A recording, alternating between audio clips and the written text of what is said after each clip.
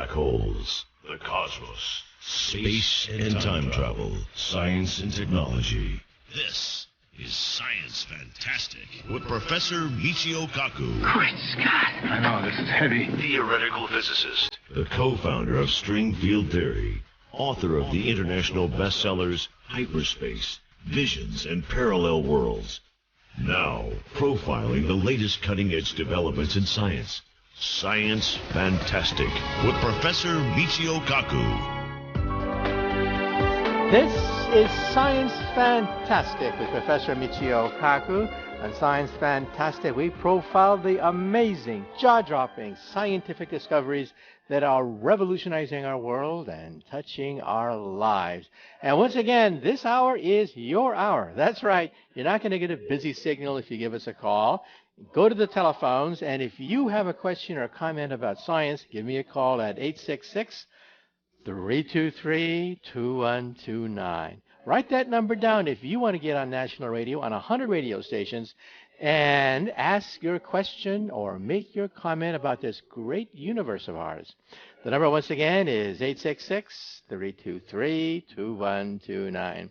Also, you may want to drop in on my website. It's mkaku.org, mkaku.org.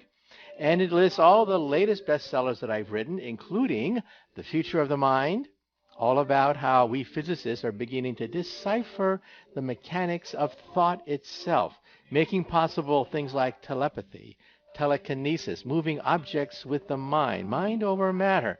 Things that you see in fantasy and science fiction come real complements of advanced physics. And then my other book, Physics of the Impossible, we really go into the impossible. We go into time travel, force fields, teleportation, all the stuff you've seen in the movies. Are they possible or are they not? You'd be quite surprised to find out that, yes, you have to stretch the laws of physics a bit, but all those devices you see in Star Wars and Star Trek, yeah, they don't seem to violate any of the known fundamental laws of physics. And then also the future, Physics of the Future. And in that book, I talk about the next 50 to 100 years, how science like robotics and biotechnology is going to affect our daily life and the life of our children and grandchildren. So these are the New York Times bestsellers that I've written recently, and you may want to get a copy. Also, go to my Facebook site, Michio Kaku. We have about 3 million fans on Facebook, 500,000 fans on Twitter. So find out what all the excitement is about. Give us a call and ask your question or make a comment at 866-323-2129. You know, sometimes I get emails saying that, well, you know, I have a question, but physics and science, I mean, it's so intimidating. I mean, you know, only the so-called brains learned about those things in high school. Well, let me tell you about this. When I was in high school, years and years ago, I had a mentor. My mentor was Edward Teller, father of the hydrogen bomb. I went to the National Science Fair where he was a judge, and he immediately understood what I was doing, and he arranged to give me a scholarship to Harvard. And so talking to him, I realized that he had a passion, not just for physics, but for life. And he said something that I'll never forget. He said, yeah, people are intimidated when they hear the word physics. I hear it all the time at cocktail parties when they ask me, oh, what do you do for a living? Well, I'm a physicist. You can sort of like see their eyes drop to the floor. Well, Edward Teller, my mentor, said they should change the name. I mean, physics is intimidating. Why not change it to something like life? Now, at first I thought, well, that's kind of a goofy comment. I mean, physics and life are different. But then I thought about it. And then I began to realize, hey, now wait a minute. Science is at the basis of all life. All life, for example, DNA and the proteins and enzymes that make up our body, are byproducts of the laws of chemistry, which in turn are consequences of the laws of physics. Yes, life itself, everything about life, how we live, the technologies that we use, the medicines that cure us, all of that come from chemistry and physics. And if you have a question about life, well, then give us a call. The hotline number is 866-323-2129. And once again, no question is too goofy or too strange to put on national radio. As I pointed out years ago, there was a 23-year-old gentleman who asked a very simple question, and that is, does the moon fall? Does the moon fall like an apple? Well, that 23-year-old gentleman had a name. His name was Isaac Newton.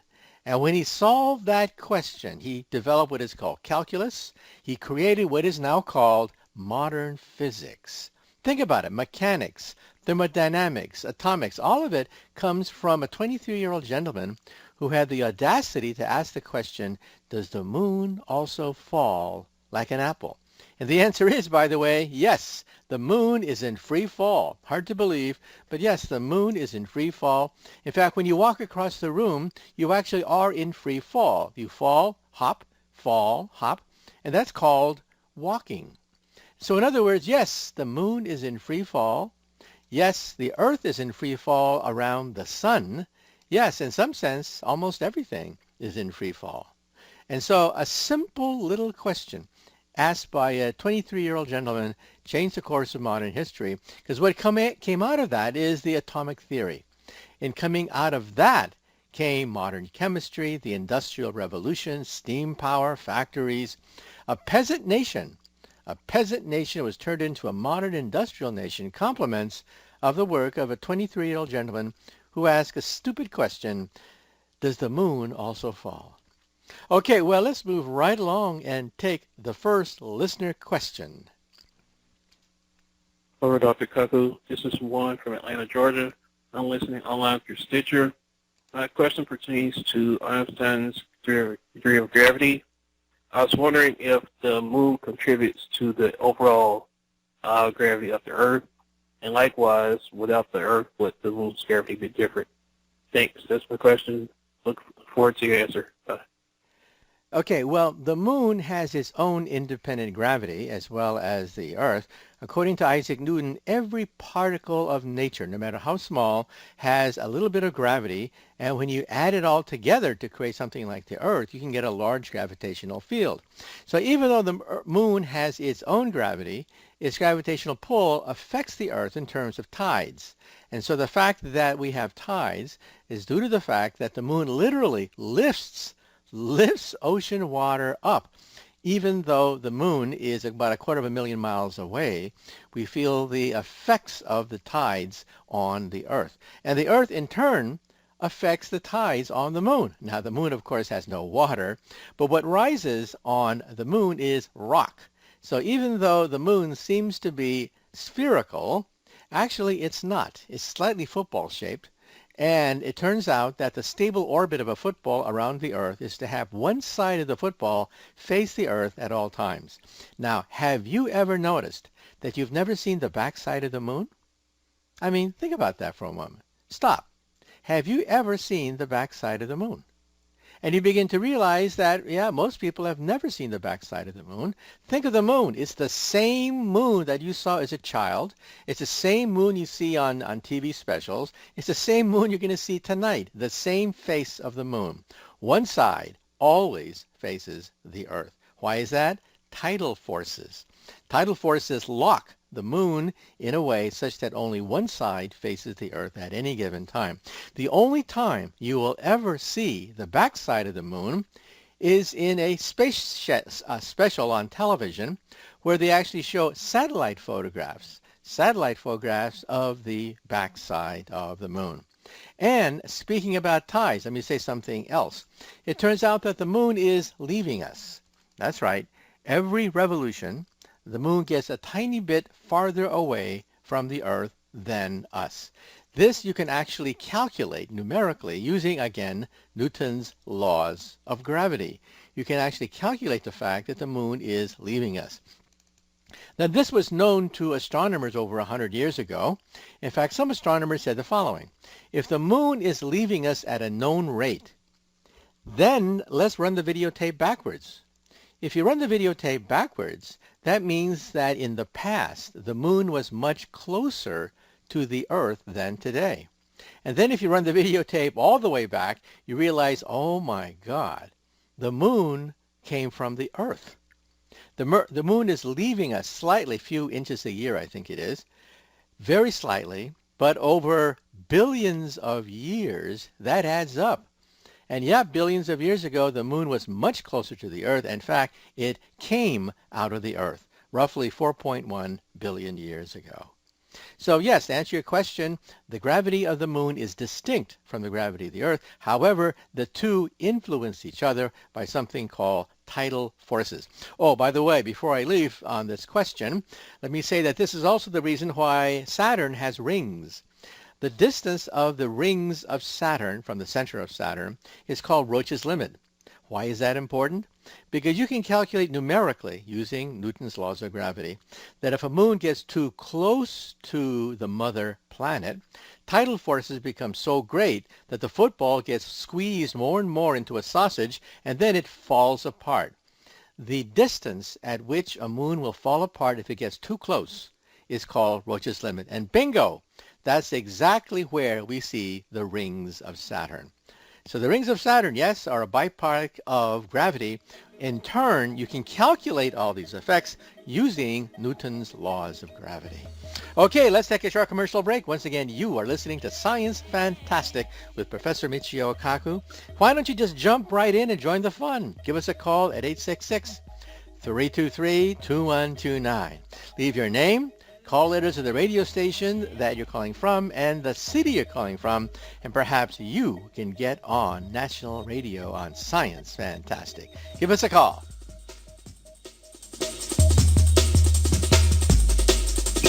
This is Science Fantastic.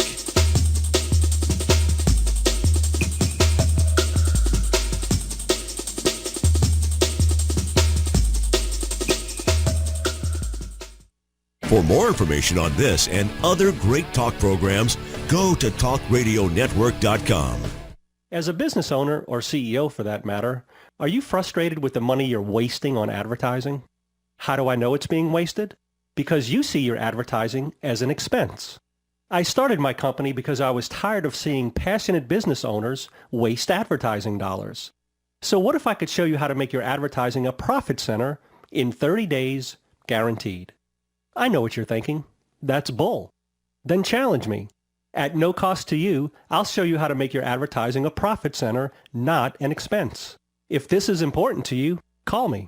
I'm Dan Glaviano. If you spend $10,000 to $80,000 a month on advertising, Dan will show you how to make your advertising a profit center, not an expense. Dan only works with one business in any given category. Find out if your category is still available. Visit gottacalldan.com. gottacalldan.com. That's gottacalldan.com. Hello, I'm Roy Masters. In spite of the fact I dislike asking for financial support for my listeners, I realize the consequence of failing to do so. I will have denied my listeners the second chance to express the grace of paying forward the benefits they receive through my radio program and the Foundation of Human Understanding, the organization I founded over 50 years ago. Your support will make a vital difference with the pledge as little as 63 cents a day throughout this year. Consider a donation of $19.95 per month or whatever you can afford and help me help others, especially our returning heroes. So for the sake of the military and millions of broken lives, if you haven't done so already, pay it forward.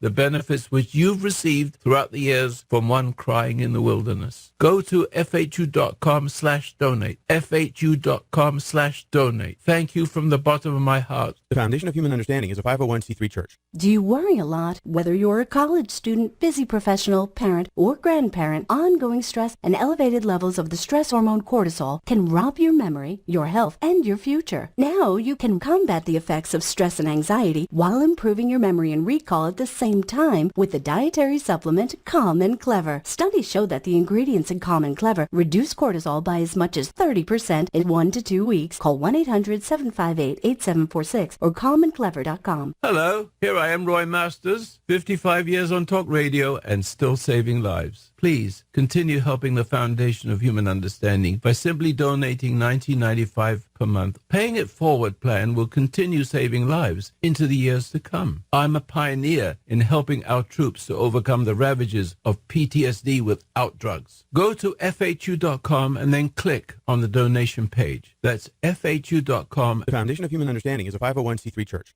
You're listening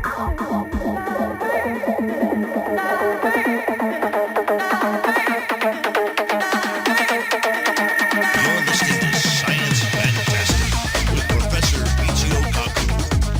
Welcome back to Science Fantastic with Professor Michio Kaku. Once again, the lines are open. You're not going to get a busy signal. You get right to us. Give us a call at 866-323-2129. Do you have a question or comment about science? Has something been bothering you all these years about this great world of ours? Well, why not give us a call? The hotline number is 866-323-2129. And hey, if one day your kids ask you a question from science class that leaves you stumped, why not put them on national radio? Why not put them on the radio and have them ask a question that was asked in their classroom about this great universe of ours? And again, the number is 866-323-2129. And once again, no question is too dumb or too stupid to put on national radio. The dumbest questions are sometimes the most profound of all.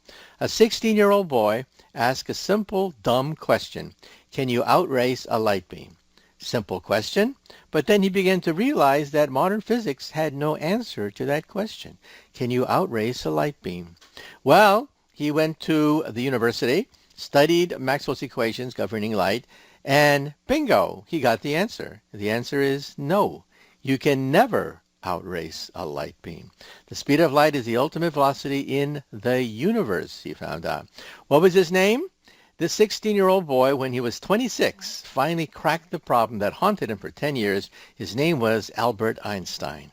And what came out of it? The atomic bomb, the energy source of the stars, our understanding of black holes, the creation of the universe. Not bad for a 16-year-old boy asking a dumb question, can you outrace a light beam? Okay, moving right along, let's take the next listener phone call. Hello, Dr. Kaku. This is Mustafa from Kansas City, Missouri. The station's name is KRMS. It's always a pleasure to listen to you, Dr. Kaku. So my question is about energy of a photon. Since all wavelengths of electromagnetic radiation moves at the same speed and light is a visible spectrum of it, why does a higher frequency photon have more energy? Thank you. Okay, well, you ask a question that goes right to something called the quantum theory. And the quantum theory is not just a sexy term that you use at a cocktail party to impress your friends, but the quantum theory is really the basis of reality itself. And it all starts with that simple question that you just asked. And that is, what is the energy of a photon? Well, let's break it down. First of all, what is a photon? On Star Trek, Captain Kirk says, man the photon torpedoes. Well, a photon is a particle of light, a tiny particle of light. So what is a photon torpedo? A flashlight. A flashlight is a photon torpedo because it shoots trillions upon trillions of photons. And so photons are the basis of light. Now, it also vibrates, which is another aspect of the quantum theory. The first postulate of the quantum theory says that energy occurs in packets. These packets are called quanta, and that's where the name comes from. Quanta is a packet of energy called the photon. Now, each packet of energy in turn vibrates, okay? And it vibrates at a frequency. Low frequency vibrations, for example, would be something like radar, microwaves, radio, television. They would be low frequency vibrations. When you increase the vibrations, you get into light, colored light. Roy G. Biv, that is red, orange, yellow, blue, indigo, violet, the colors you learned when you were in elementary school. These are the frequencies associated with visible light. But then it goes on. Then you have frequencies that are higher than visible light, like X-rays and gamma rays and ultraviolet light. Now, if you listen to what I just said, you realize that there's a pattern there. Ultraviolet light, X-rays, gamma rays are dangerous. They cause cancer. They cause sunburns. They are the energy source of the atomic bomb itself. They are the energy that comes out of the sun, which can give you a sunburn. So in other words, the higher the frequency, the more the energy. On the other hand, if you put your hand in front of a television set, you don't feel anything at all. And that means that television waves are not harmful at all. They're non-ionizing. That is, they don't rip the atoms apart. So you realize there's a pattern here. Higher the frequency, higher the energy. The man who first figured that out was a guy named Max Planck in 1900, and that gave birth to what is called the quantum theory. And the quantum theory, in turn, what does it mean to you? And the answer is everything. All the appliances you see in your household, all the gadgets, all the wizardry, the internet, everything is a consequence of the quantum theory. Now, you ask yet another question that is more difficult to answer, and you ask the question, why is that so? Well, we don't know. We just know that the higher the frequency, the higher the energy. In fact, there's a formula for it that every grad student in physics has to learn. Energy equals a constant times the frequency. Higher the frequency, higher the energy. That's why X-rays are dangerous. That's why ultraviolet light, gamma rays are dangerous. Gamma rays, for example, come out of nuclear detonations. Very dangerous. And on the other hand, that's why infrared light, that's why television, radio are not so dangerous. They have much lower frequency, therefore lower amount of light. And if you want to know more about the quantum theory, get a copy of one of my earlier books, Parallel Worlds. And again, why is the quantum theory so controversial? If there's so much evidence, a preponderance of evidence concerning the correctness of the quantum theory, how come it's controversial? Well, it's controversial because, well, Einstein himself had severe reservations about the quantum theory. He once said famously that the more he learns about the quantum theory, the sillier it gets. Now, he meant by that you don't really know where the photon is at any given point. In other words, the photon can be two places at the same time. Now, at that point, Einstein drew the line. He said, ha! This is preposterous. I mean, come on, give me a break. An electron or a photon can be two places at the same time. Well, yeah. In fact, that's called modern electronics. If the electron could not exist in two places at the same time, we wouldn't have any electronics at all. Now, let's say you don't buy that. Einstein certainly didn't buy it. What do you do about it? Well, tough luck, kid. I mean, the quantum theory is correct. Modern civilization is based on the quantum theory. Lasers, transistors, computers, all of it from quantum theory. Okay, let's take a short commercial break, and after the break, we're going to continue with Science Fantastic on your radio station. And give us a call at 866-323-2129 and have your mind blown away.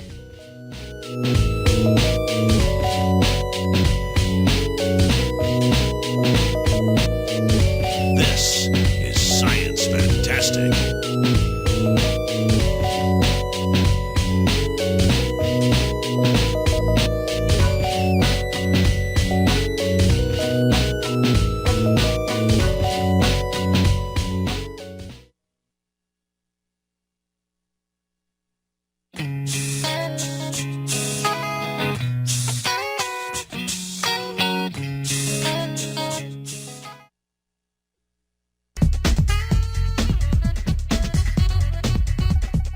You're listening to Science Fantastic with Professor Michio Kaku.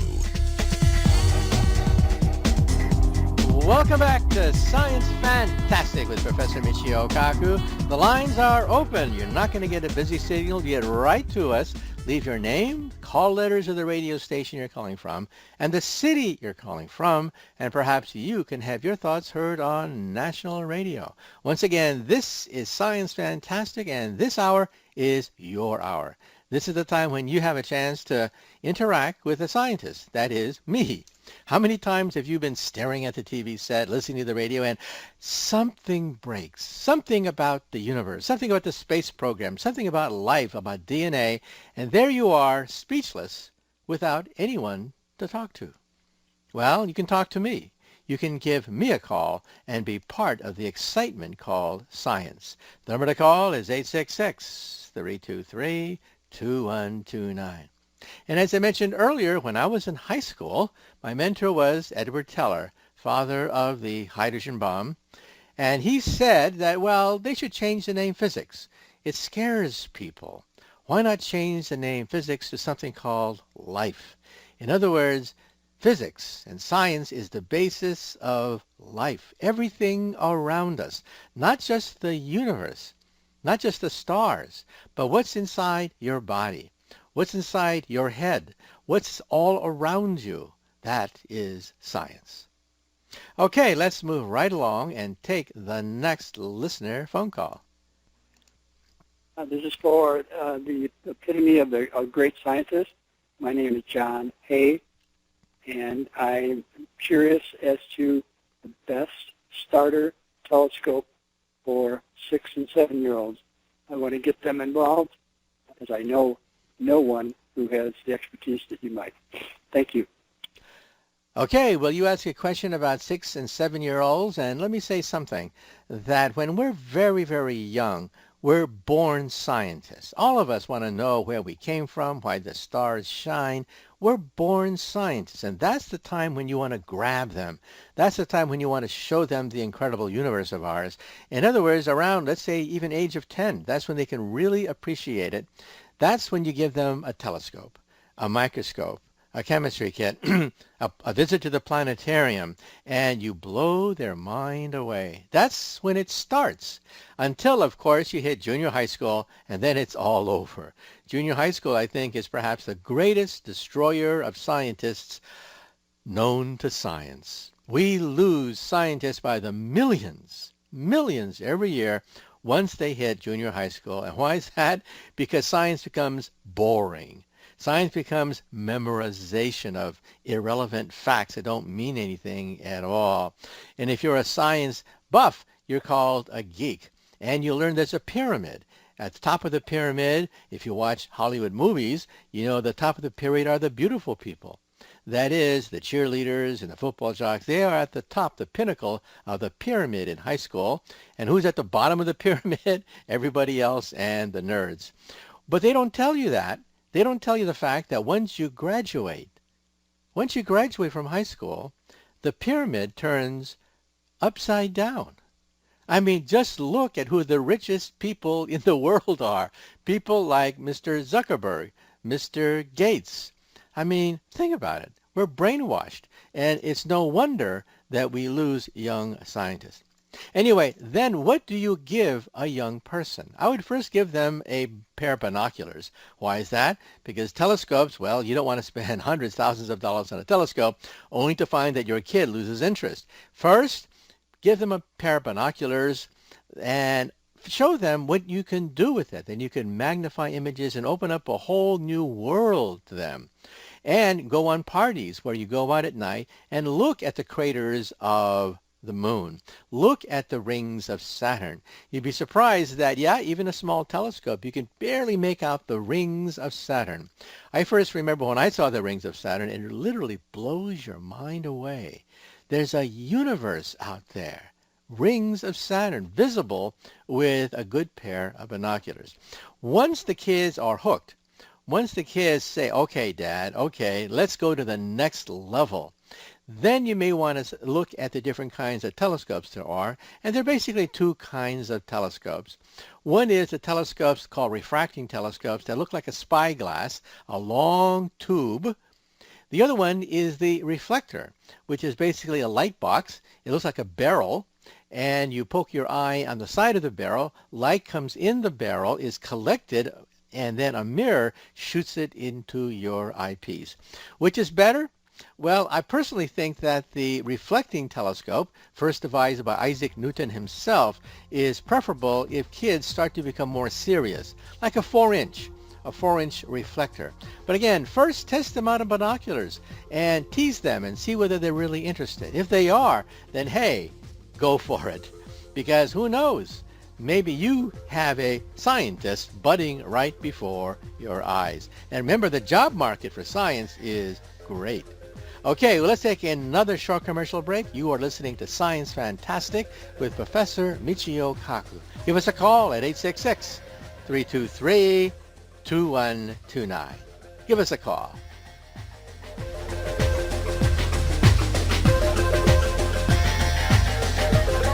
This is Science Fantastic.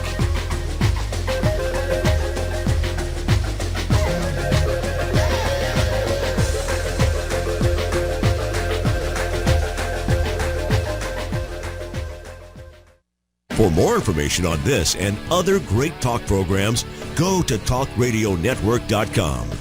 Hello, my name is Roy Masters. I'm an English veteran who's been witness to history and proud to become an American citizen. Because in America, free thought was encouraged and being truthful mattered more than being nice. My America was truly politically incorrect in all the best ways, which is why we were blessed. But things have changed, and Americans don't think American anymore. Even though I still speak with an English accent, my heart thinks American. My voice speaks American, and that is freedom. Please join me on my daily radio show Advice Line, Monday through Friday, and I will help you to reclaim our country.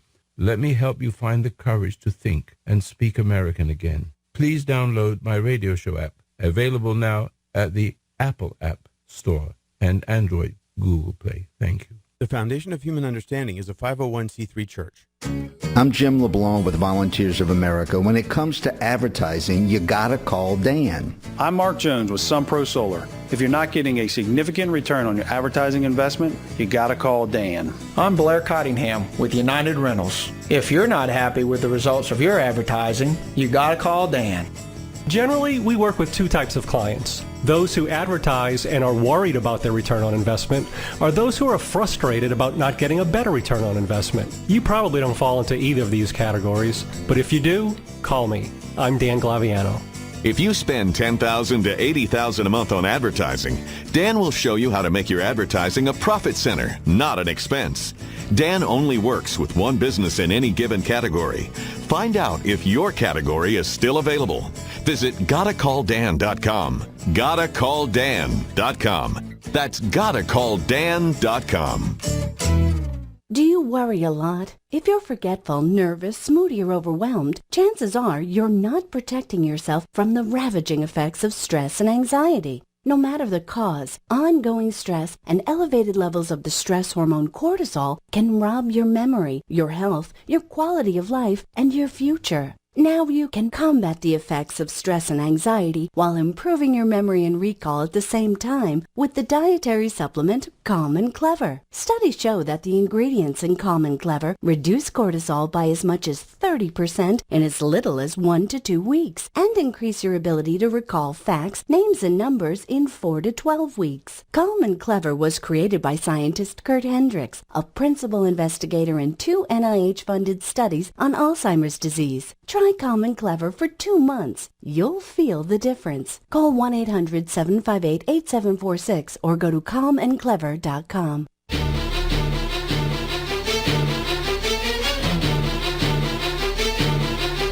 listening to Science Fantastic with Professor Michio Kaku.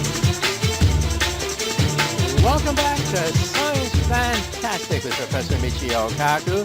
The lines are open. You're not going to get a busy signal. You get right to us, and you may have a question or comment about science. So give us a call at 866-323-2129. And just remember that the universe is wide open. Ask a question about geology, anthropology, about physics, chemistry, astronomy, the space program. You name it. Give us a call, and perhaps your thoughts will be heard on over 100 radio stations that carry Science Fantastic. And if you want to see a complete list of all the call letters of the radio stations that carry Science Fantastic, go to my website, mkaku.org, mkaku.org, or go to my Facebook site at Michio Kaku. We have about 3 million fans on Facebook, about 500,000 fans on Twitter. Okay, well, let's get right to the next listener phone call. Hello, this is Saul Yang calling from Oklahoma. I heard your station online, and my question is, you mentioned that the moon came from the Earth. So if the moon or a piece of an asteroid hit the Earth and then turn into the moon, how come the Earth is still in orbit with the other 8 planets? Will that cause the Earth to be out of orbit? Thank you, and looking forward to hearing from you. Okay, well, the dynamics of the moon have fascinated astronomers for, of course, hundreds of years, but it's only been within the last century that we've been able to nail down the details. First of all, the moon is leaving us a few inches a year, and as a consequence, if you run the videotape backwards, you begin to realize that the moon must have come from the Earth. But that's just a general statement, that if the moon is leaving us, then in the past, perhaps it came out of the Earth about 4 billion years ago. We want more concrete evidence of this, and that comes from the space program. When our astronauts landed on the moon, they were able to get moon rocks, lots of moon rocks, and bring the moon rocks back to the planet Earth. And scientists were shocked when they actually analyzed the moon rocks. First of all, they found the chemical composition of moon rocks is almost identical to that of the planet Earth. Now, why is that so shocking? That's shocking because asteroids are quite different in their chemical composition from the Earth. We have iron meteorites, we have carbonaceous meteorites, zinc and what have you, chemicals that we can analyze, and the chemical composition of moon rocks was quite different, quite similar to the chemical composition of the Earth, while asteroids are quite different. And so that led us to believe that, yes, the moon came out of the Earth. Perhaps 4.1 billion years ago, an object the size of Mars plowed into the Earth, but did not cause enough perturbation to send us into the sun or anything. It was a glancing blow, and so it did not affect the overall stability of the orbit of the Earth. Okay, let's take another short commercial break. Once again, this is Science Fantastic.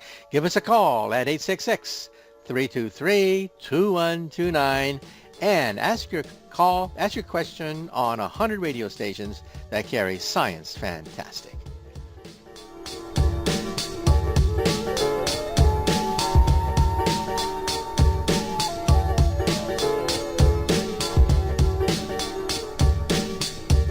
Listening to Science Fantastic with Professor Michio Kaku.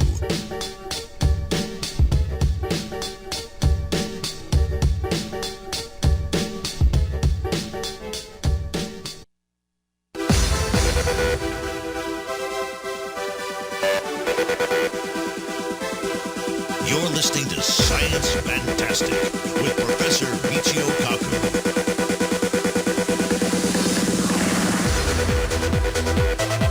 Welcome back to Science Fantastic with Professor Michio Kaku. Yes, if you want to be part of the fun, if you want to be part of the excitement, then give us a call. The hotline number is 866-323-2129. And we ask you a favor, and that is that you leave your name, call letters of the radio station, and the city you're calling from. And hey, perhaps your thoughts will be heard on over 100 radio stations that carry Science Fantastic. Okay, well, let's move right along and take the next listener phone call. Hello, Mr. Kaku. This is Lawrence Kim from Louisville, Kentucky. I usually listen to you on the podcast. Most recently, it's in NASA saying that they're testing the EM drive, and it was starting to break the laws of physics as far as Newton's second law. I'm not too familiar on how that's breaking the law or if it even is. I would love for you to elaborate on it. Thank you. Okay, yes, I've been getting quite a bit of emails ever since publication tried to give a little bit of credibility to what is called the EM drive. Personally, I am a skeptic, but let me explain what's happening. First of all, our chemical rockets have pretty much reached the limit of their efficiency. Chemical rockets simply cannot take us to the stars. It would take 70,000 years for a Saturn rocket to reach the nearest star. And we can't wait 70,000 years to reach the stars. And so engineers and physicists have been frustrated. We've looked at other designs. One popular design is the laser rocket, riding on a laser beam. Light itself has pressure, and you can use the power of a gigantic bank of laser beams to energize, let's say, a sail. And that's one way to do it. Another way to do it is to use radar of some sort. This is the electromagnetic rocket that you mentioned. Now, electromagnetic radiation has pressure. That's why we have the possibility of laser rockets. Very small, but possible. Some people have said that why not build a chamber, shoot radar inside the chamber, and just like a rocket, one side is open, and the radar shoots out one end, and the rocket goes to the other end. Well, it sounds great, but then you do the math.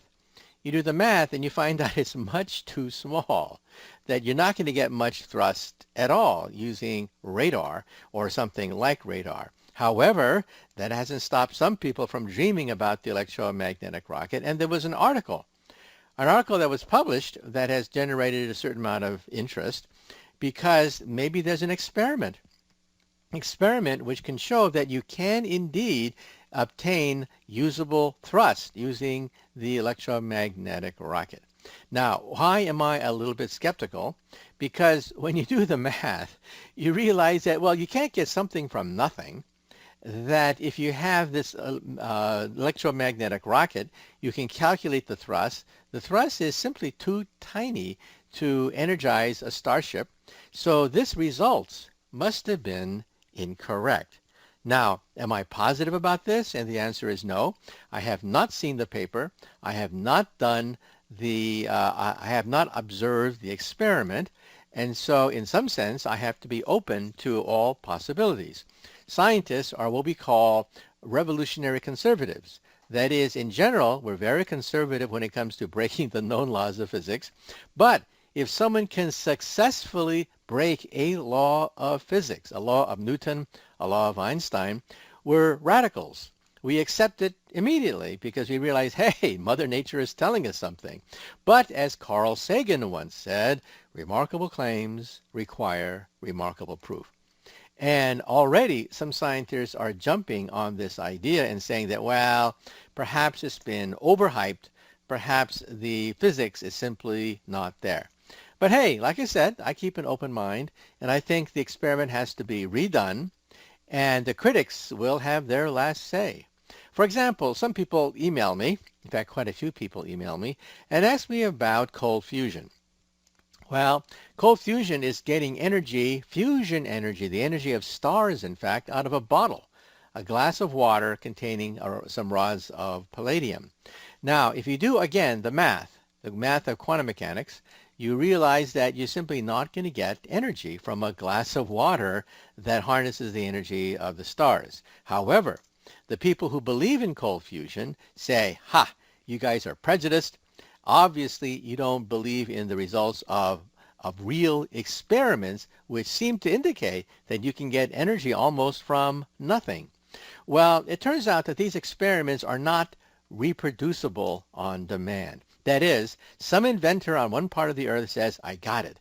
I got cold fusion in a bottle. But another group tries to duplicate that very same experiment, and nope, nothing happens at all. Now, science is based on things which are reproducible, testable, and falsifiable. And that's the weak spot of cold fusion. Hey, maybe a law of physics can be violated. That'd be great. There's a Nobel Prize waiting for the person who can prove that. But, well, remarkable claims require remarkable proof. And at the present time, nobody has created a reproducible cold fusion engine. Toyota, in fact, spent, I think, over $1 million trying to harness this and gave up. So the proof is not yet in the pudding. Okay, well, let's move right along and take the next listener from... Oh, okay, so that was segment 5? Okay, so I'll just close it, okay?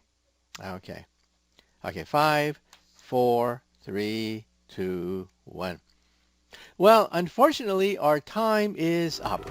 Once again, you've been listening to Science Fantastic with Professor Michio Kaku. And if you want to find out what all the fun is about, give us a call. The hotline number is 866-323-2129. There's a catch. There's always a catch. And the catch is we want you to leave your name, call letters of the radio station you're listening to, and the city you're calling from. And perhaps your thoughts will be heard on national radio. So find out what all the fun is about. Science is about life. Science is about everything around us. Everything that moves, everything that lives, all of it coming from science. And why not be part of the fun? Give us a call at 866-323-2129 and check out my website at mkaku.org, mkaku.org. Good day. This is Science Fantastic.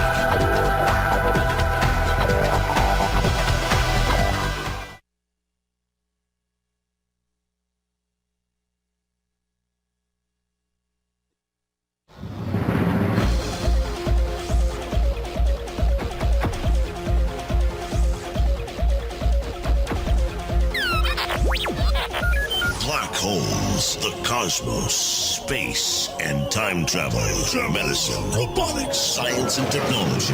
Professor Michio Kaku, theoretical physicist, graduated from Harvard University summa cum laude and first in his physics class. Received his PhD in physics from the University of California at Berkeley. And now, a professor of physics at City University of New York for 30 years. His goal? To complete Einstein's dream of a theory of everything, to derive an equation, to summarize all the physical laws of the universe. The co-founder of string field theory, author of the international bestsellers Hyperspace, Visions, and Parallel Worlds, and voted as one of the 100 smartest people in New York, profiling the latest cutting-edge developments in science, which revolutionize our world and touch our lives. Now, Science Fantastic with Professor Michio Kaku. This is Science Fantastic with Professor Michio Kaku. On Science Fantastic, we profile the amazing, jaw-dropping scientific discoveries that are revolutionizing our world and touching our lives. And in this hour, once again, we're going to throw the lines open because this hour is your hour. That's right. Instead of simply listening to the news, instead of watching the TV, why not be part of the news? Why not get to the phones and give us a call? The hotline number is 866-323-2129. Write that number down, 866-323-2129. All we ask of you is that you leave your name, call letters of the radio station, and the city you're calling from, and perhaps you can be heard on over 100 radio stations that carry Science Fantastic. It's as simple as that. And look, hey, maybe you're having dinner with the kids, and the kids have a homework question, and they ask you a question that leaves you stumped. What are you going to do? Act dumb? No. You're going to get to the phones and call 866-323-2129. And hey, put them on the telephone. Why not have them ask a question? Because chances are, if they have a question, even a homework question from class, chances are hundreds, thousands of you out there also have that identical same question. And like I said, no question is too dumb or too stupid to put on national radio. In fact, about 300 years ago, there was a 23-year-old gentleman who asked himself a simple question. If apples can fall, then does the moon also fall? Well, that young man who was 23 years old was Sir Isaac Newton, and he created the law of gravity and mechanics from that to help to usher in the Industrial Revolution. The greatest scientist who ever lived. The greatest scientist who changed everything around us, giving us mechanics, machines, rocket ships, all of that. He was 23 years old when he asked himself a question, does the moon also fall? And the answer is yes. The moon is in free fall, and just like apples fall, moons are in free fall, and therefore you can calculate the motions of these objects. And when he did, he cracked open the solar system. He cracked open the visible universe. Not bad for a man who was 23 years old and asked himself a children's question. And Another gentleman was 16 years old when he asked himself a simple question: can you outrace a light beam? Well, that man was Albert Einstein. It took him 10 years from the age of 16 to 26 to finally answer that question. And when he answered that question, he changed world history. Like Isaac Newton before him, he paved the way for a coming of a new mechanics, relativity. In fact, our GPS systems, our missiles, everything around us, the electronic revolution, the internet, all of it depends upon Einstein's theory of relativity.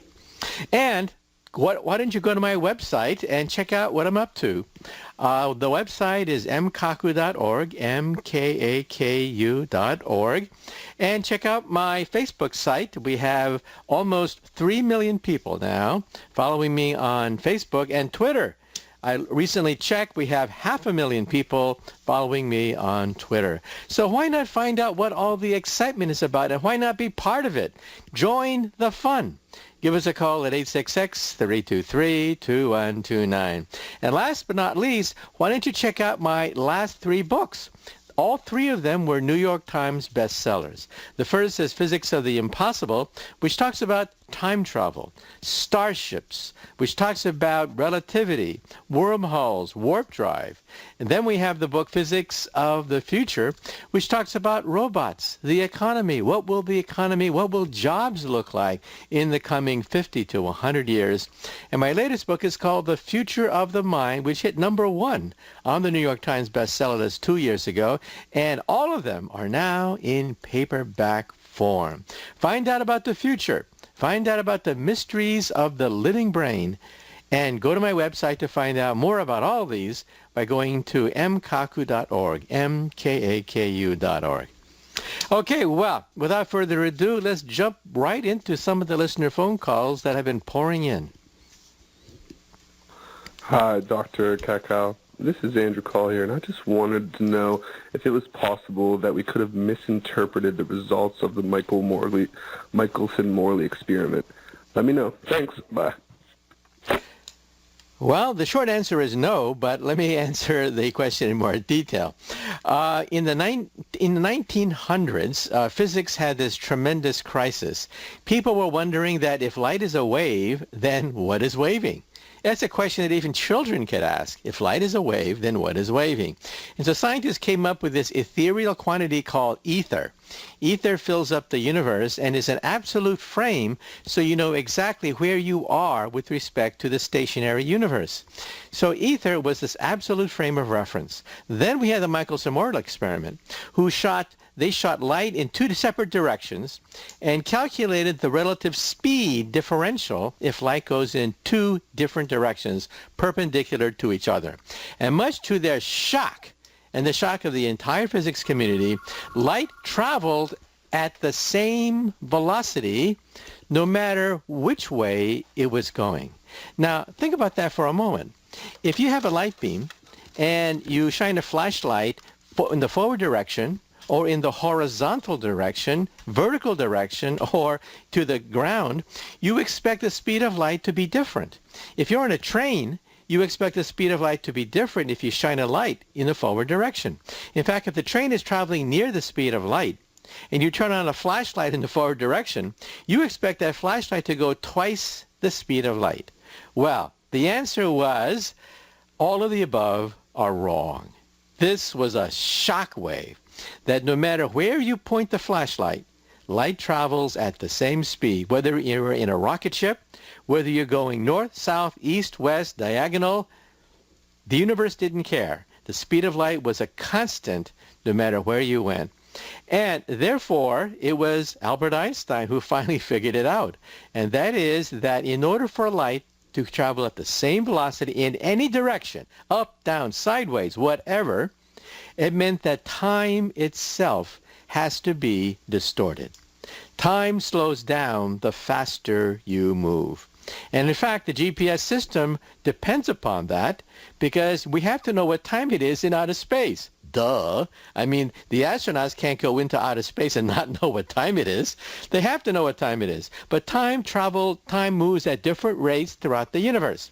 Time slows down for the astronauts. In fact, the astronauts are shifted in time by a few millionths of a second when they go up in outer space, a tiny, tiny amount.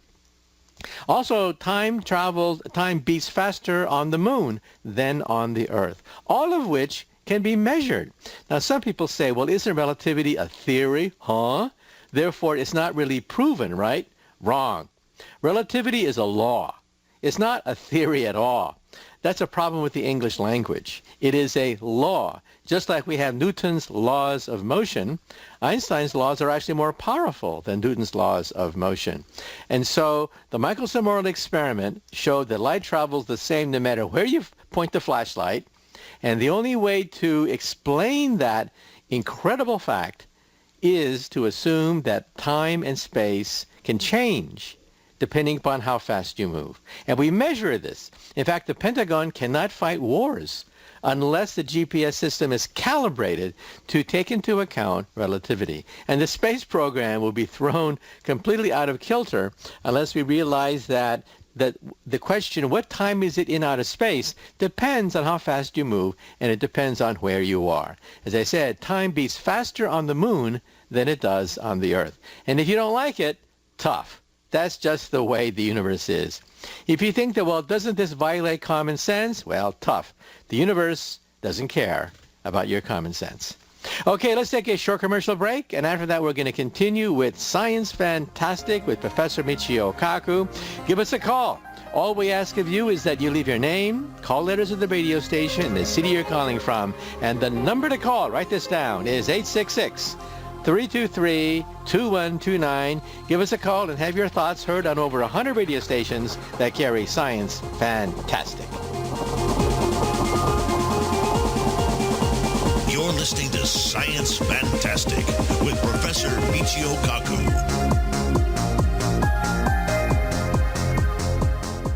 For more information on this and other great talk programs, go to talkradionetwork.com. Hello, here I am, Roy Masters, 55 years on talk radio and still saving lives. Please continue helping the Foundation of Human Understanding by simply donating $19.95 per month. Paying it forward plan will continue saving lives into the years to come. I'm a pioneer in helping our troops to overcome the ravages of PTSD without drugs. Go to FHU.com and then click on the donation page. That's FHU.com. The Foundation of Human Understanding is a 501c3 church. As a business owner, or CEO for that matter, are you frustrated with the money you're wasting on advertising? How do I know it's being wasted? Because you see your advertising as an expense. I started my company because I was tired of seeing passionate business owners waste advertising dollars. So what if I could show you how to make your advertising a profit center in 30 days, guaranteed? I know what you're thinking. That's bull. Then challenge me. At no cost to you, I'll show you how to make your advertising a profit center, not an expense. If this is important to you, call me. I'm Dan Glaviano. If you spend $10,000 to $80,000 a month on advertising, Dan will show you how to make your advertising a profit center, not an expense. Dan only works with one business in any given category. Find out if your category is still available. Visit gottacalldan.com. gottacalldan.com. That's gottacalldan.com. Do you worry a lot? If you're forgetful, nervous, moody, or overwhelmed, chances are you're not protecting yourself from the ravaging effects of stress and anxiety. No matter the cause, ongoing stress and elevated levels of the stress hormone cortisol can rob your memory, your health, your quality of life, and your future. Now you can combat the effects of stress and anxiety while improving your memory and recall at the same time with the dietary supplement Calm and Clever. Studies show that the ingredients in Calm and Clever reduce cortisol by as much as 30% in as little as 1 to 2 weeks and increase your ability to recall facts, names, and numbers in 4 to 12 weeks. Calm and Clever was created by scientist Kurt Hendricks, a principal investigator in 2 NIH-funded studies on Alzheimer's disease. Try Calm and Clever for 2 months. You'll feel the difference. Call 1-800-758-8746 or go to calmandclever.com. Are you a baby boomer? Afraid of stocks and commodity prices? Want to invest but don't know what to do? Discover the alternative asset class Barron's Magazine describes as both lucrative and safe. Discover high yields without market volatility. Request your investor's guide. Call Cornerstone at 800-222-INFO. 800-222-INFO. That's 800-222-INFO.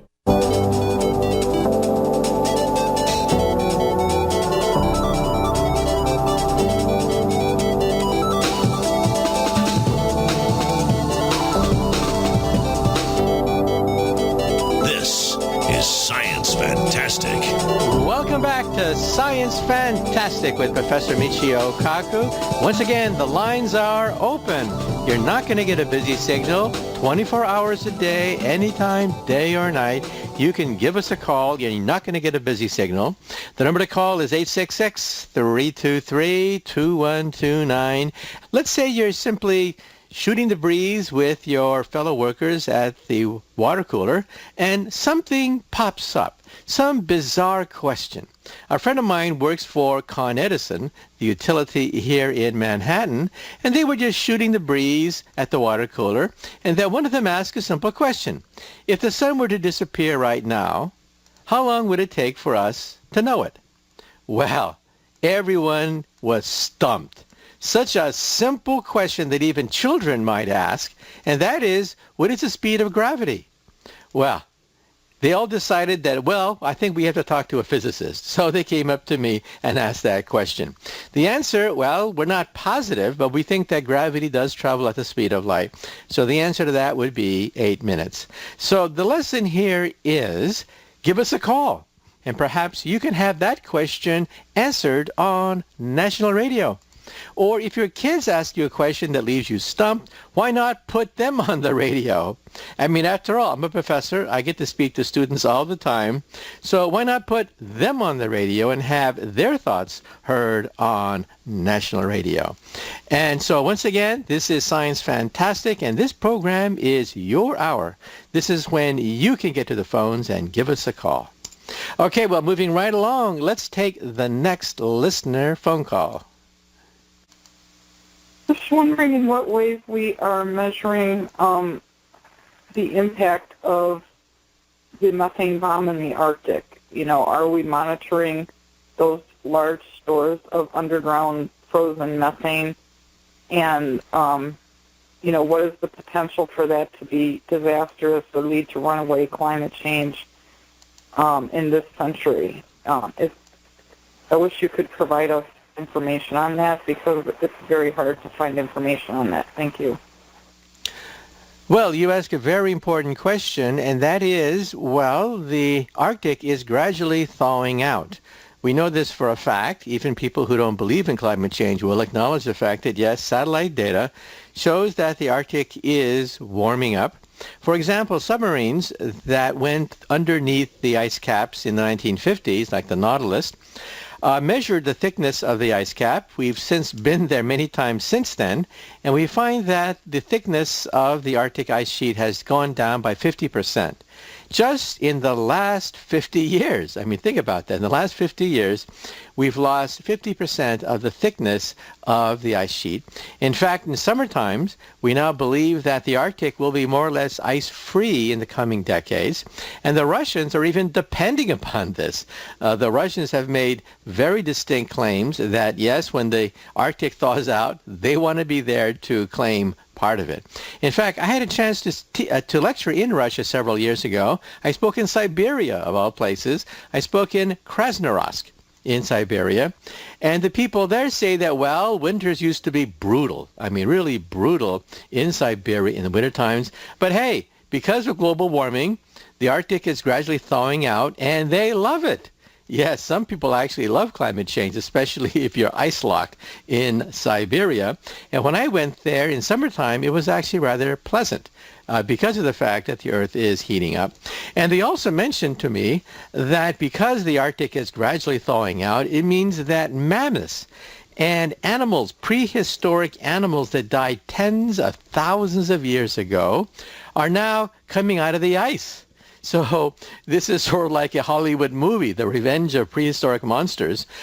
Because the Arctic ice is gradually thawing out, it means that we're beginning to pick up the carcasses of animals that died tens of thousands of years ago, like the woolly mammoth. Now, the question that was posed is about methane gas. Methane gas is a byproduct of the decay of organic materials. And if the Arctic ice is gradually melting, it means that, yes, the tundra is also melting. In fact, you don't have to go to Siberia, just go to Alaska, and you'll see the effect of the fact that the permafrost, the so-called permafrost that we consider to be frozen solid underground, parts of it are thawing out. And as the tundra begins to thaw out, it releases methane gas, and methane in turn is 20 times more potent than carbon dioxide in terms of causing climate change. So there's a potential of a runaway effect. Now, we should point out that this runaway effect is not going to happen anytime soon. So we don't want people to become hysterical and panic. However, it is something that has to be monitored very carefully by satellites and by climatologists in these various areas. The warmer it gets, that means more tundra is exposed. The more tundra is exposed, the more methane gas goes into the atmosphere. And the more methane gas goes into the atmosphere, it means that global warming accelerates because methane is much more potent as a climate change gas than carbon dioxide. And then the cycle repeats itself. So again, there's no cause for immediate panic. In fact, the Russians in some sense are depending upon this so that they're not going to be so landlocked and they're going to have access to warm water ports. And this is something that the czars of Russia wished for hundreds of years ago. And that's one reason why St. Petersburg, in fact, was created out of marshland by Ivan the Great in order to get access to warm water ports and trade with the West. And so then the questioner asked another question. How dangerous is this? Well, it is potentially very dangerous because we're messing around with the atmosphere of the planet Earth. However, it's not a problem that's going to peak in this generation, but it's a problem that our children and our grandchildren are definitely going to have to face. And again, you don't even have to believe that human activity is generating climate change. We know that the climate change process, whatever caused it, is in effect. And it could reach a point where it becomes autocatalytic. That is, it feeds on itself and you get a chain reaction. We're not there yet, but again, the Russians seem to welcome this possibility. Most of us fear this possibility. Okay, well, let's take the next listener phone call.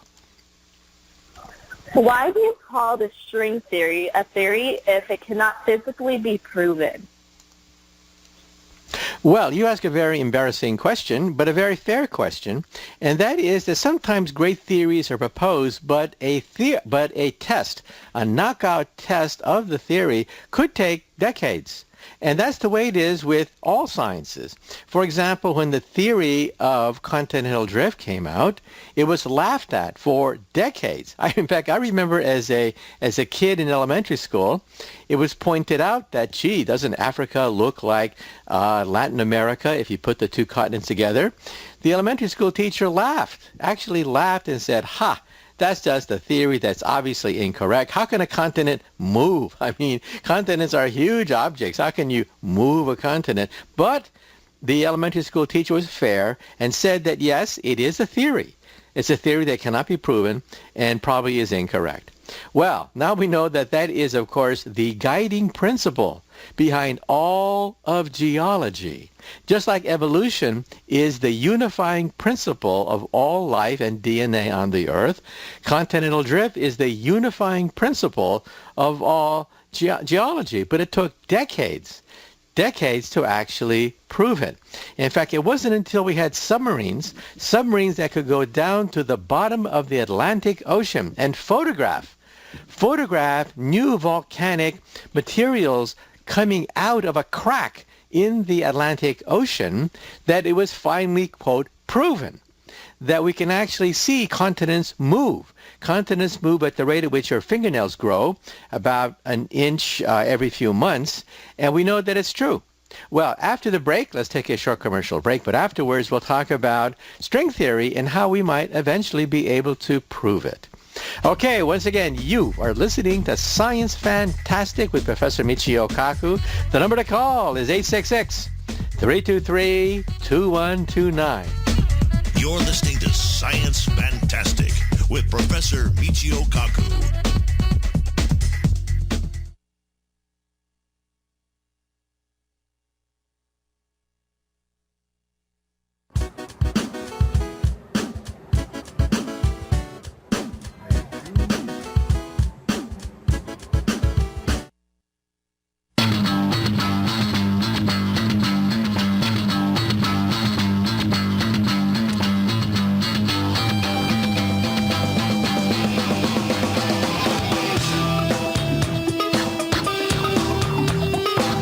Professor Michio Kaku.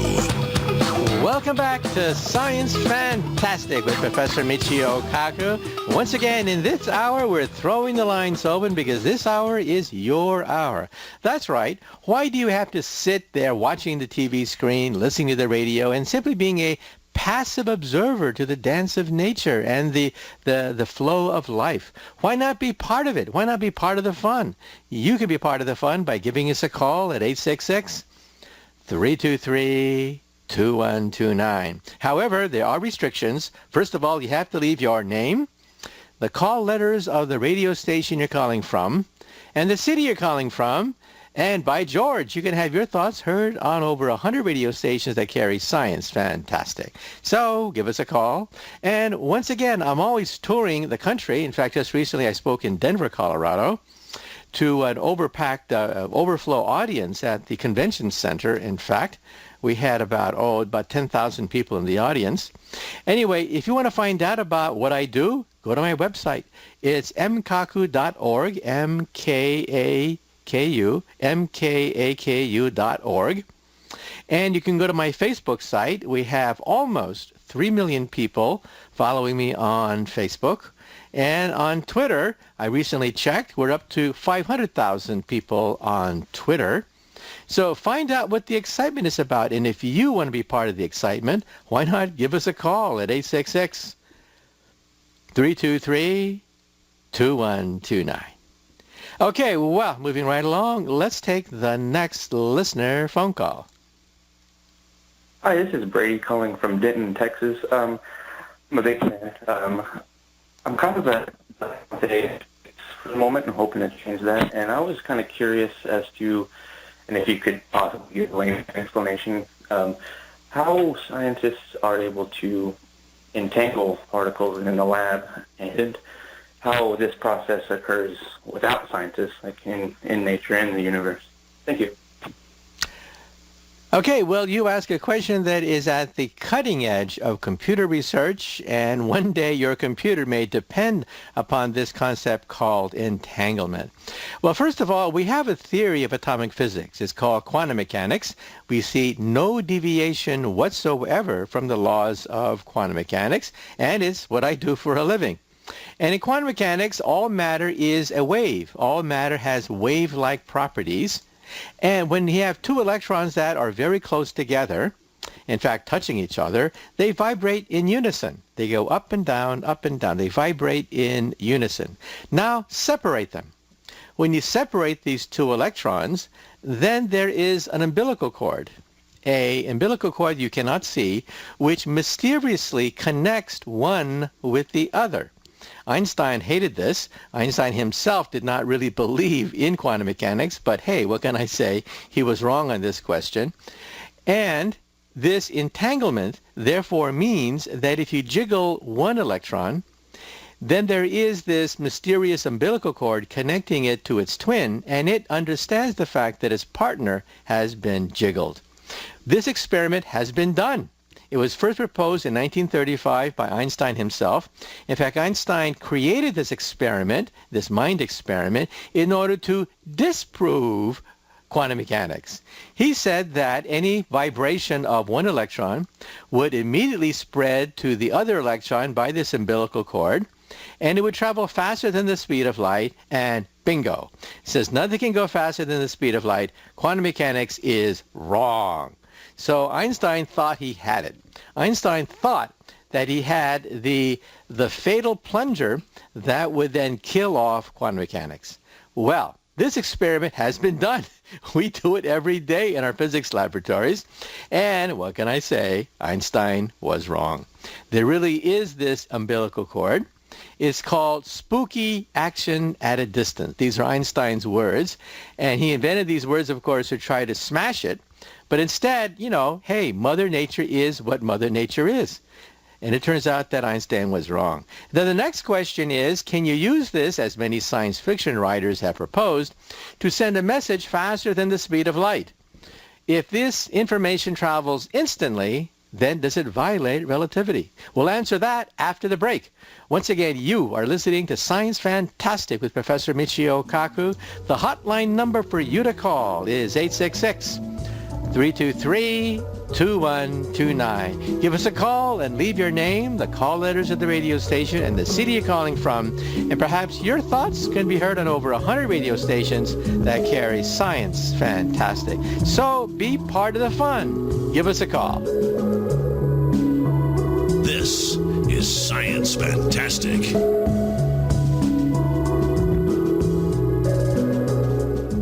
For more information on this and other great talk programs, go to talkradionetwork.com. I'm Jim LeBlanc with Volunteers of America. When it comes to advertising, you gotta call Dan. I'm Mark Jones with SunPro Solar. If you're not getting a significant return on your advertising investment, you gotta call Dan. I'm Blair Cottingham with United Rentals. If you're not happy with the results of your advertising, you gotta call Dan. Generally, we work with two types of clients. Those who advertise and are worried about their return on investment are those who are frustrated about not getting a better return on investment. You probably don't fall into either of these categories, but if you do, call me. I'm Dan Glaviano. If you spend $10,000 to $80,000 a month on advertising, Dan will show you how to make your advertising a profit center, not an expense. Dan only works with one business in any given category. Find out if your category is still available. Visit gottacalldan.com. gottacalldan.com. That's gottacalldan.com.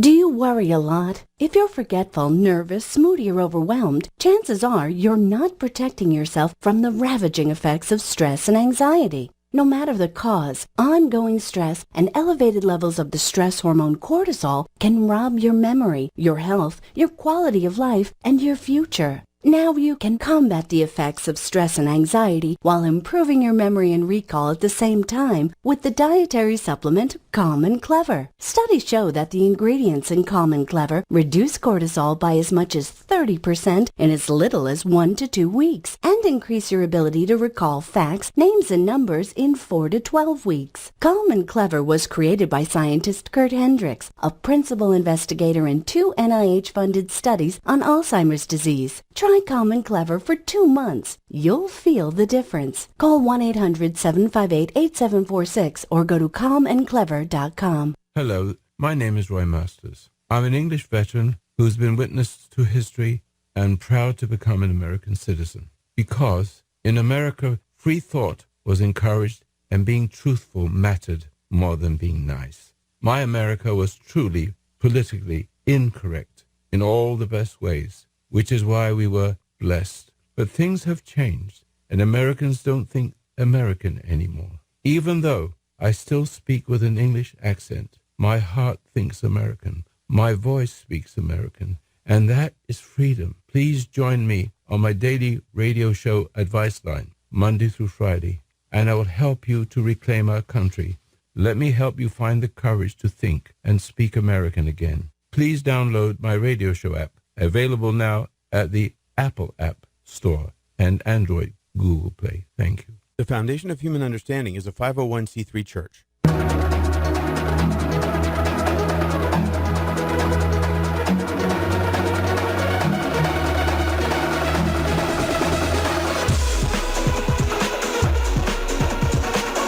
You're listening to Science Fantastic. Welcome back to to Science Fantastic with Professor Michio Kaku. Once again, the lines are open. We're throwing the lines open because this hour is your hour. Maybe you have a question that you've been harboring all these years, but, well, felt too embarrassed to ask anybody. Well, you can ask me. I'm not embarrassed. You can ask me because chances are if you have that embarrassing question, chances are a lot of other people have that same identical embarrassing question. So why not share your thoughts on over 100 radio stations that carry Science Fantastic? The number to call is 866-323-2129. And again, all we ask of you is that you leave your name, call letters of the radio station and the city you're calling from, and you can share your thoughts perhaps on over 100 radio stations that carry Science Fantastic. And remember, no question is, quote, too dumb or too stupid to put on national radio, because sometimes the simplest questions open up tremendous avenues for investigation. For example, it was Erwin Schrödinger, one of the fathers of the quantum theory, who asked himself a simple question. The code of life, is it coded on a molecule? I mean, after all, if animals have children, that information spread from the parent animal to the progeny. But where did that information go? It went into sperm cells and egg cells. In other words, a molecule. There was a molecule which transferred that information. And he challenged to find that molecule. Well, that molecule was DNA. And the people who met that challenge were James Watson and Francis Crick. And when they unlocked the secret of the DNA molecule, it opened up all of life to scientific investigation. Life no longer was this tremendous mystery that it was for centuries for our ancestors. A simple question like that, is there a molecule of life, changed world history. Okay, well, let's get right back and take the next listener phone call. Hi, Dr. Michio Kaku. This is Aiden Cumming-Teicher, and my question is, what number one advice would you give to a young entrepreneur who wants to become a quantum physicist? Thank you. Wow. Well, that's a tough question, but I think your question is in two parts. First of all, to become a quantum physicist, and second of all, to become an entrepreneur. So let's try to break this down. First of all, if you want to become a quantum physicist, I would, first of all, advise you to read a lot of the science books out there. When I was a kid, there were almost no science books at all about the quantum theory, but now there are quite a few good ones, including my own. And so read up. Listen, watch the science shows on the Discovery Channel, on History Channel, National Geographic. A lot of good shows about the astronomy, about the universe, about Einstein's theories, all of it animated on television.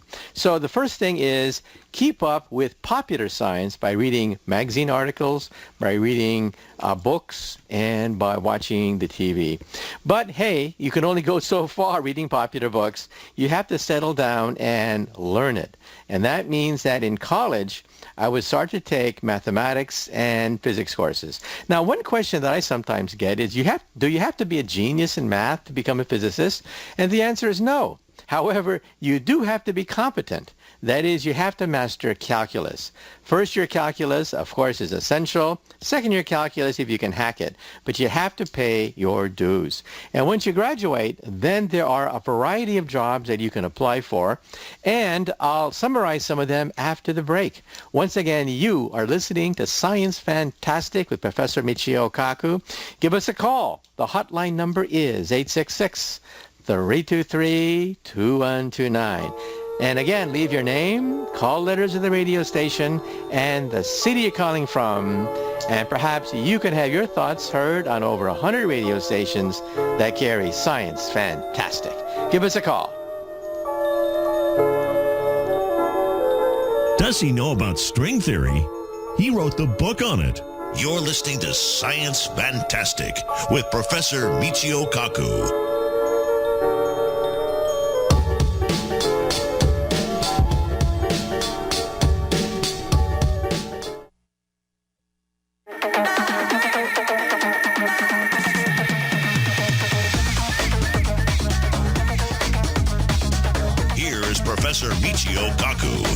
Welcome back to Science Fantastic with Professor Michio Kaku. The lines are open. In fact, they're open all the time, 24/7, anytime, day or night. You can call 866-323-2129. Ask a question or make a comment. Why simply be a bystander to the March of Science? Why not be part of the fun? Why not just jump right in? If your kids ask you a question, then why not put your kids on the phone? After all, this is a program for all of you out there that are fascinated by this world around us. Once again, the number to call is 866-323-2129. Well, before the break, we had a quick question about how to become an entrepreneur as a quantum physicist. Well, first of all, there are many steps involved. And go to my website. I have an article entitled, So You Want to Become a Physicist. In fact, I remember when I was in elementary school, in fact, when I was in 5th grade, we had these pamphlets about what you want to become when you grow up. And one of the pamphlets had a very intriguing title, and that is, What do physicists and baseball players have in common? And I thought, ooh, gee, this sounds interesting. So I picked up the brochure, What do baseball players and physicists have in common? And I found out that they both get paid to do what they love. Baseball players get paid a lot of money to do what they love. Physicists, well, we don't get paid as much, but we do get paid to do what we love, which is quantum physics. And that's the link. And I thought to myself, hey, how can you beat that? How can you beat that? Getting paid to do what you love. And so like I said before, A, start to read about science, why science programs. B, in college, well, take physics courses, but you have to take math. Not advanced calculus so much, but at least you have to have about a year's worth of calculus. And then once you graduate, there are three possibilities. One possibility is to work for the government.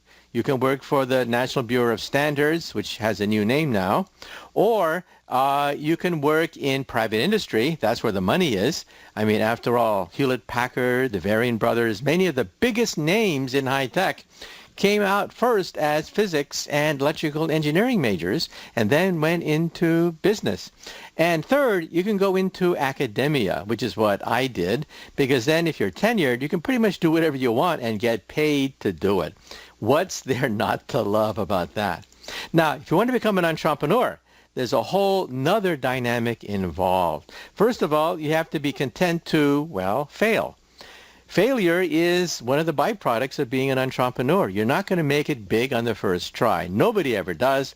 But you have to have, well, you have to have money to back your ideas. The Hewlett-Packard, for example, went in, well, they went door to door in suburban Palo Alto, where I grew up, asking for people to invest in their garage electronics factory. That's right.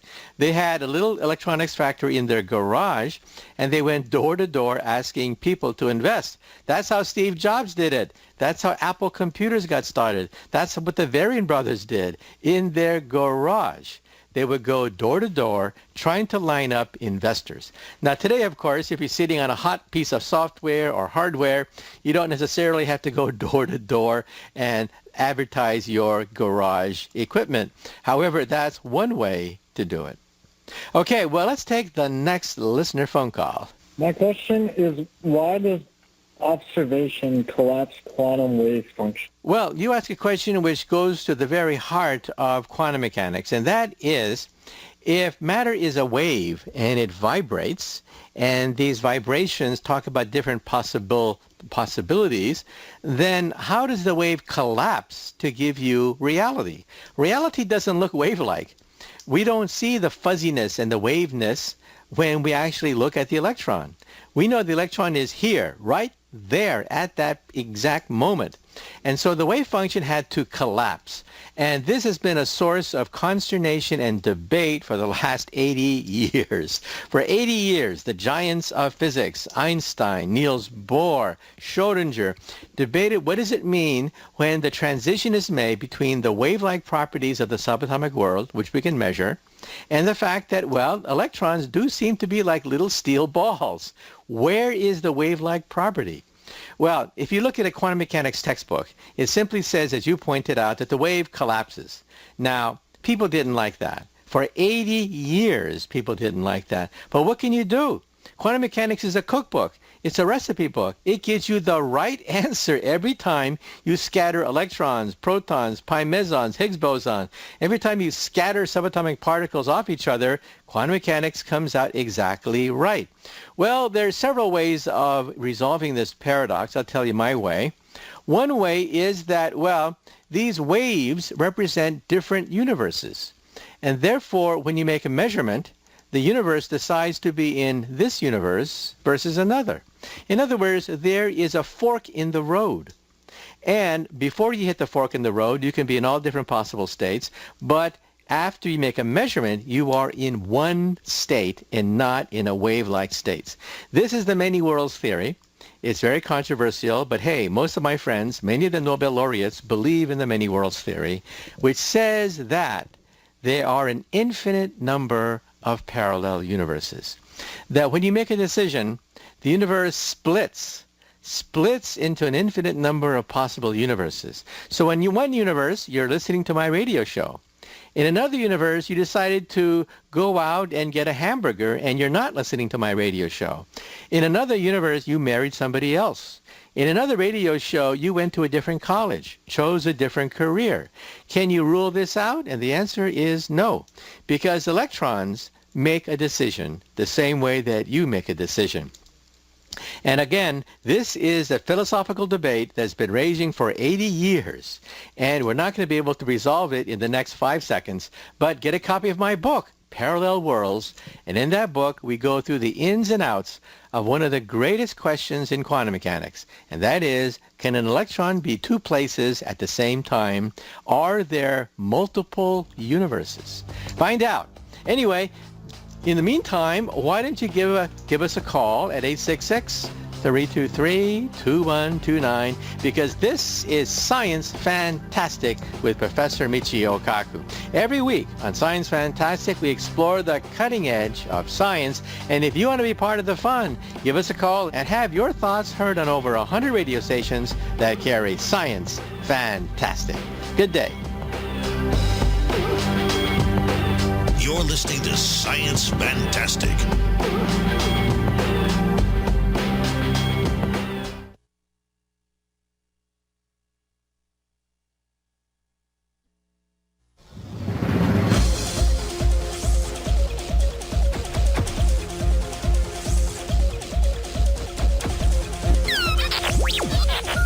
Black holes, the cosmos, space, and time travel, medicine, robotics, science, and technology. Professor Michio Kaku, theoretical physicist, graduated from Harvard University summa cum laude and first in his physics class. Received his PhD in physics from the University of California at Berkeley. And now, a professor of physics at City University of New York for 30 years. His goal? To complete Einstein's dream of a theory of everything, to derive an equation, to summarize all the physical laws of the universe. The co-founder of string field theory, author of the international bestsellers Hyperspace, Visions, and Parallel Worlds, and voted as one of the 100 smartest people in New York, profiling the latest cutting-edge developments in science, which revolutionize our world and touch our lives. Now, Science Fantastic with Professor Michio Kaku. This is Science Fantastic with Professor Michio Kaku. On Science Fantastic, we profile the amazing, jaw-dropping scientific discoveries which are revolutionizing our world and touching our lives. And once again, in this hour, we're going to throw the lines open because this is your hour. This is the time when you can get to the telephones and give us a call.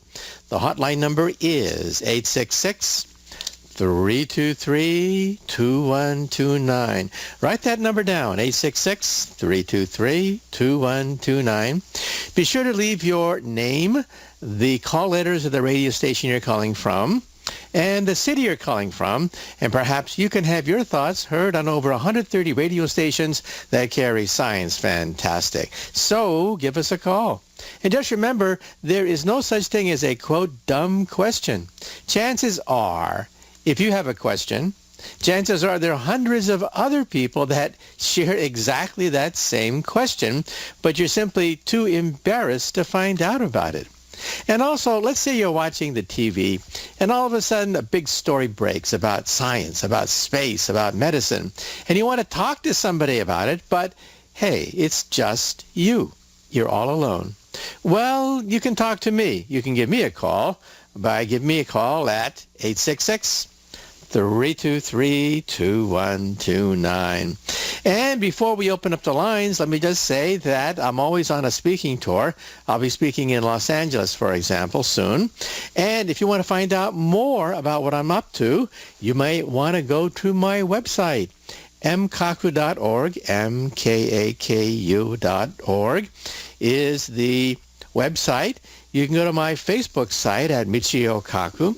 In fact, we have over 2.7 million fans on Facebook. Or follow me on Twitter. We have about 350,000 people following me on Twitter. And as I mentioned before, my latest book is called The Future of the Mind, now in paperback form. That's right. It's in paperback form. And maybe I'll be signing your copy of The Future of the Mind. And remember that there are incredible breakthroughs being made in terms of hooking up the mind to a computer.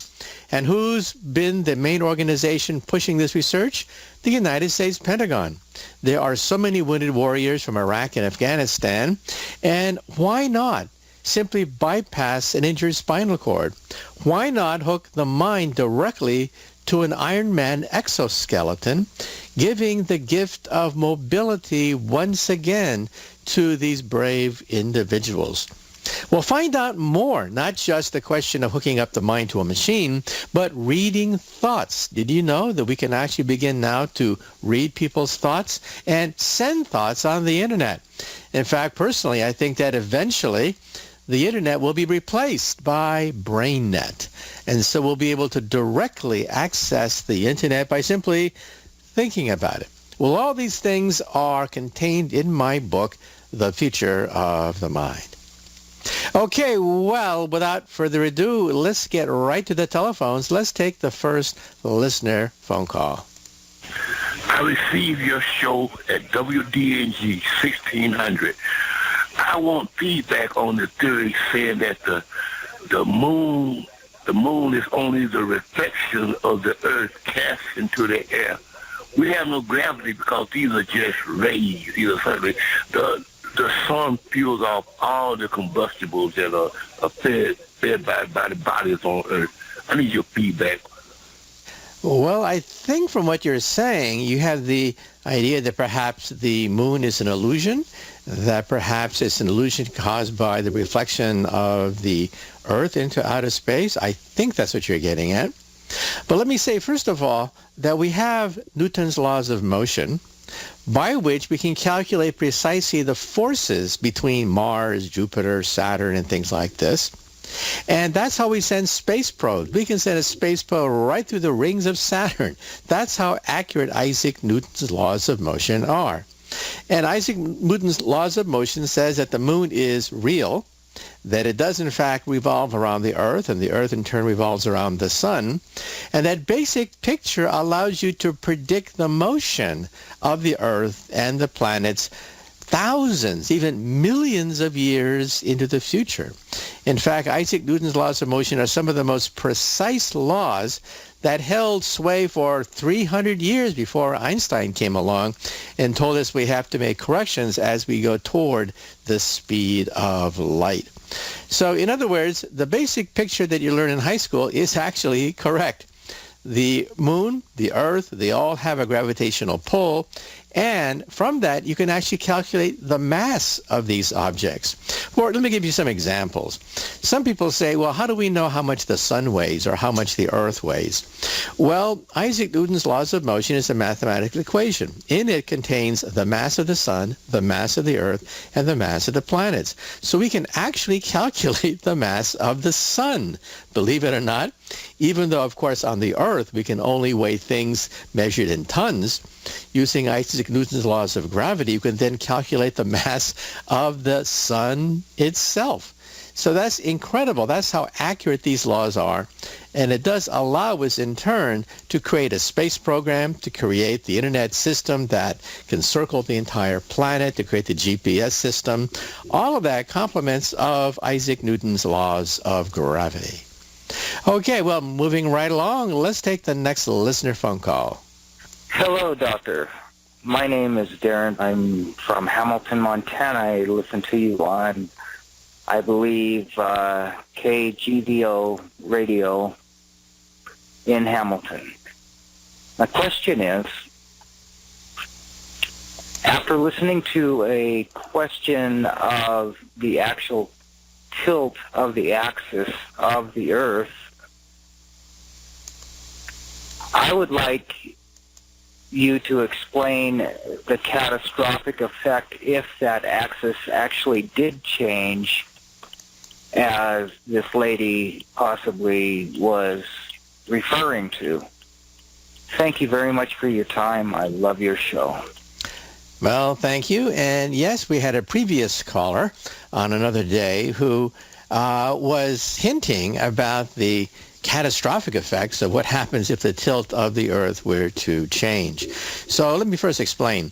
First of all, we have not one but two kinds of north poles and south poles. We have the magnetic north and also the geologic north.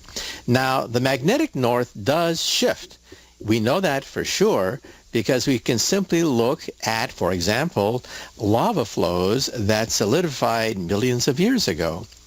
By looking, for example, at lava flows in Hawaii, as a simple example, and then simply calculating the direction of the North Pole that was frozen as the lava began to cool and eventually freeze, we begin to realize that, yes, the magnetic north has shifted dramatically over the centuries and millennia.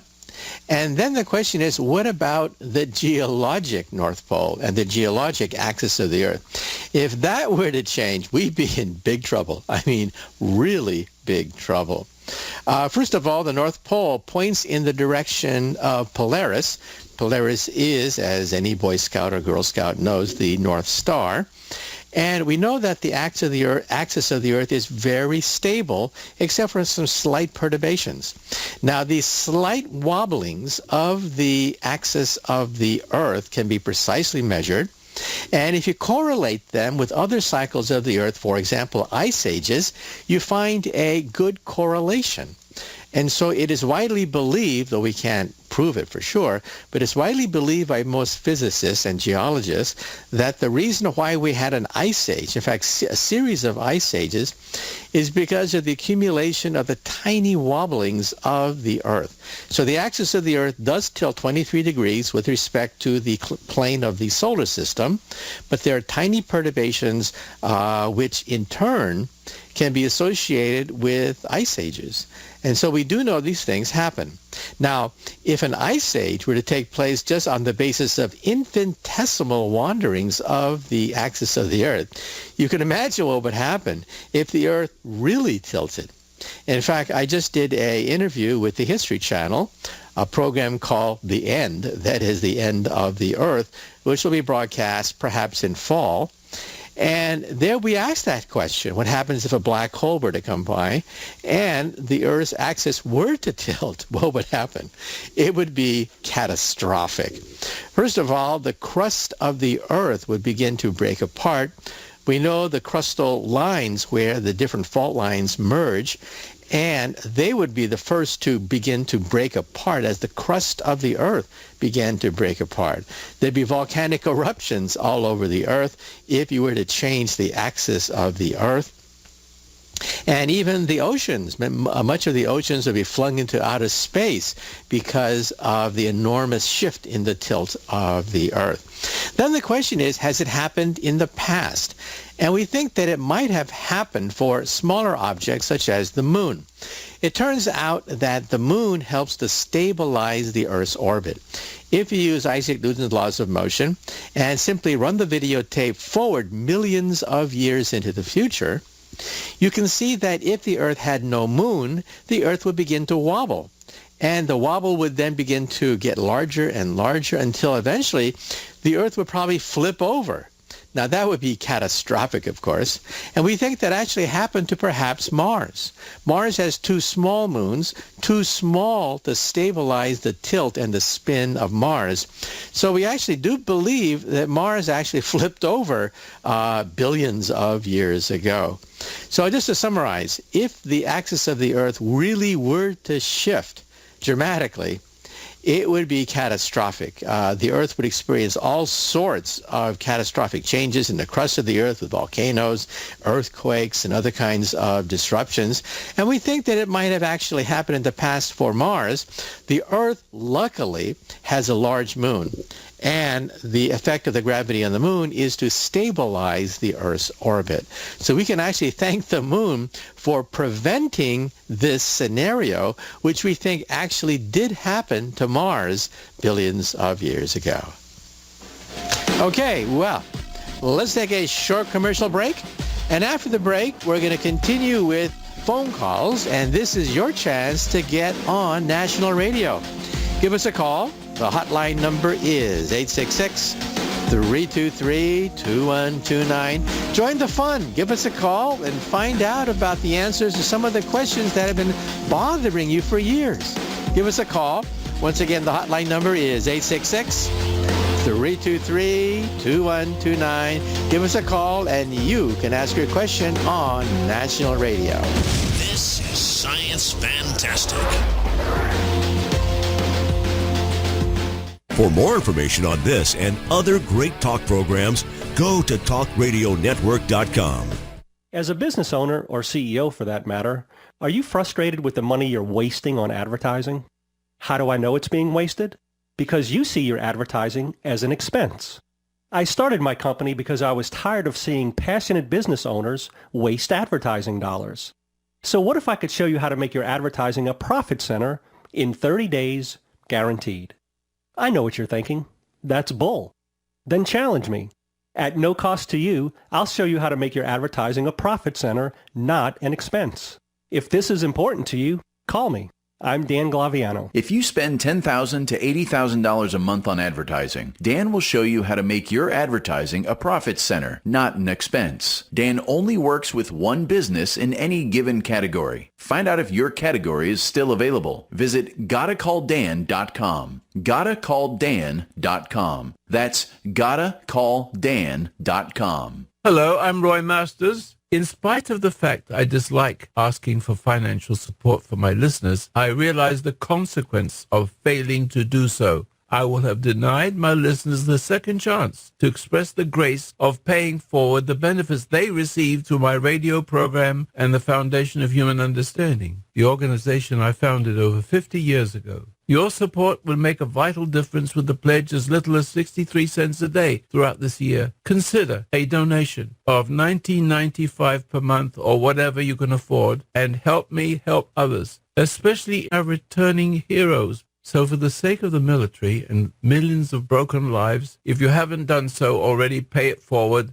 The benefits which you've received throughout the years from one crying in the wilderness. Go to FHU.com/donate. FHU.com/donate. Thank you from the bottom of my heart. The Foundation of Human Understanding is a 501c3 church. Do you worry a lot, whether you're a college student, busy professional, parent, or grandparent? Ongoing stress and elevated levels of the stress hormone cortisol can rob your memory, your health, and your future. Now you can combat the effects of stress and anxiety while improving your memory and recall at the same time with the dietary supplement Calm and Clever. Studies show that the ingredients in Calm and Clever reduce cortisol by as much as 30% in 1 to 2 weeks. Call 1-800-758-8746 or calmandclever.com. Hello, here I am, Roy Masters, 55 years on talk radio and still saving lives. Please continue helping the Foundation of Human Understanding by simply donating $19.95 per month. Paying it forward plan will continue saving lives into the years to come. I'm a pioneer in helping our troops to overcome the ravages of PTSD without drugs. Go to FHU.com and then click on the donation page. That's FHU.com. The Foundation of Human Understanding is a 501c3 church.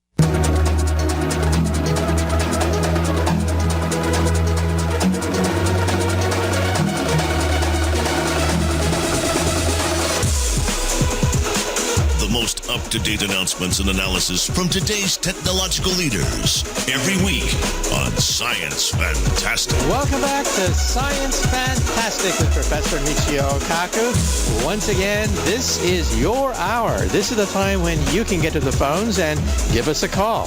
The hotline number is 866-323-2129. Let's say you're just walking down the street in the park or something, just enjoying the day, and something hits you.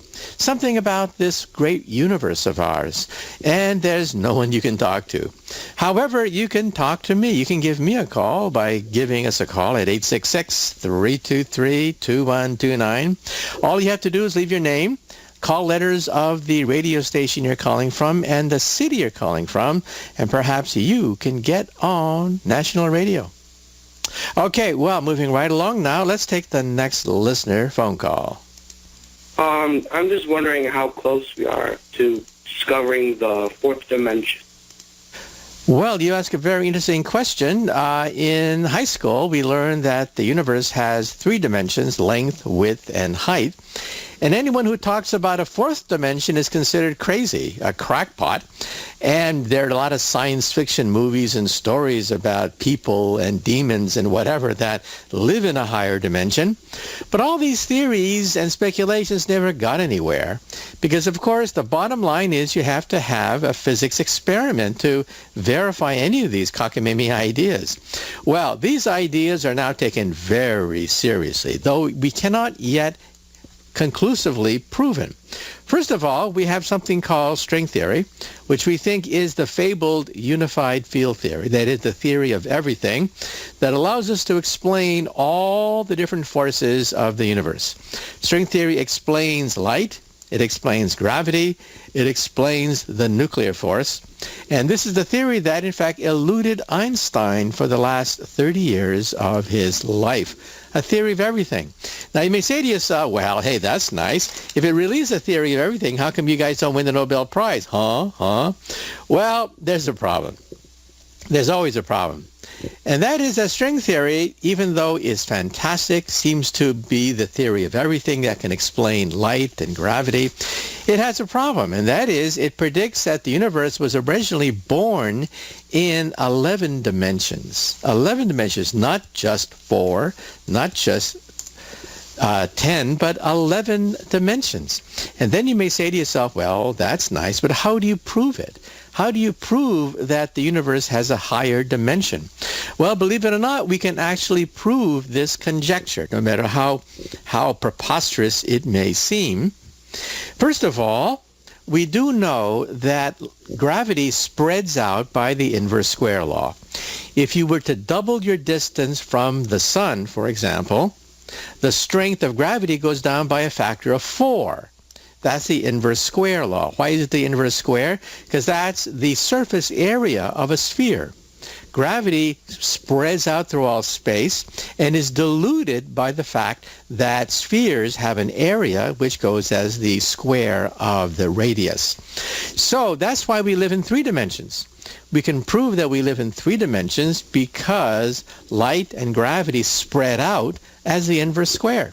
If it's spread out as the inverse cube, the inverse quartic, the inverse quintic, then gravity would drop much faster than expected, and that's what we believe would happen if the universe had a higher dimension. So that's one way of proving it.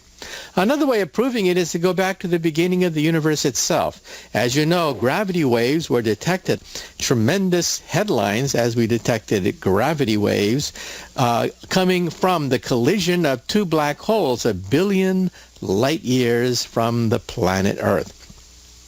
However, the question is, even though we have evidence of gravity waves, what is the largest source of gravity waves? Well, the largest source of gravity waves, we think, is the Big Bang itself.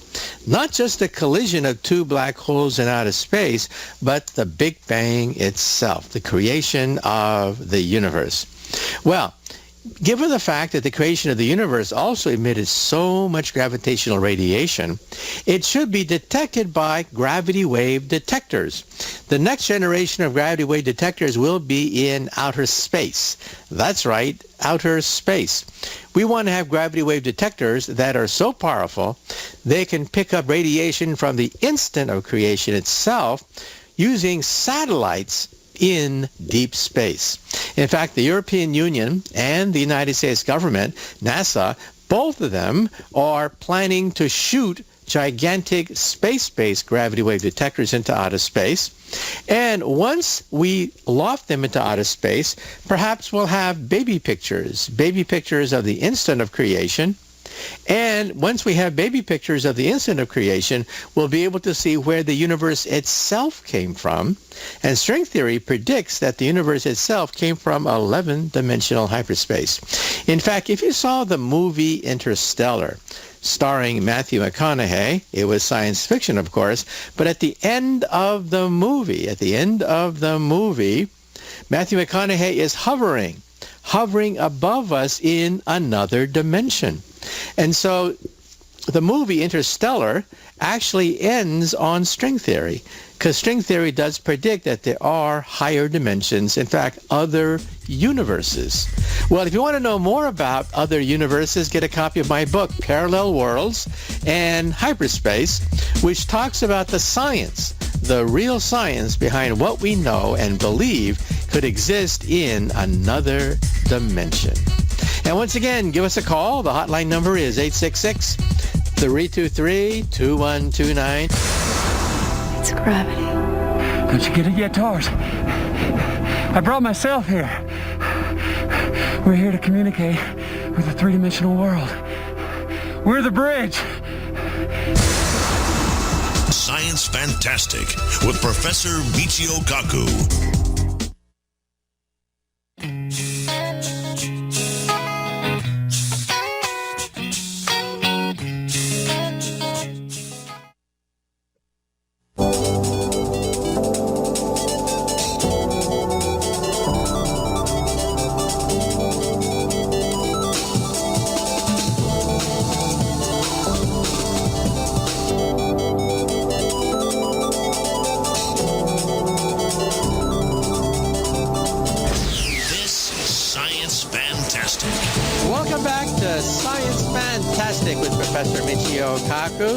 Once again, this hour is your hour. This is the time when you can talk back to the radio and have your thoughts heard on over 130 radio stations that carry Science Fantastic. All you have to do is get to the phone and call 866-323-2129. That's it. And be sure to leave your name, the call letters of the radio station you're listening to, and the city you're calling from. And give us a call and chat about science. So give us a call and record your comments, and perhaps you can get on national radio. Okay, well, moving right along now, let's take the next listener phone call. Wow, first of all, it's amazing to hear your voice, Dr. Kaku. I have pretty much all of your books. I was really just calling because I was curious about the show in general. What time it's at and how to listen to it and whatnot. But, I don't know, here's a question for you that I haven't found the answer to, and I don't think anybody on the planet can answer. But I'm pretty sure you could, if anybody. What is energy? At its rawest form, what is energy? I know it ties in with super string theory and everything, but I'm really interested in this, and yeah, I don't know. You're the one person that I'd really like to get a response from. But yeah, I don't know if that's it. Again, it was pretty amazing to hear your voice. I have probably a book full of questions that I could ask a person like you. Like I said, I've read all your books and everything, and I'd like to make my own breakthrough someday. And yep, thanks again.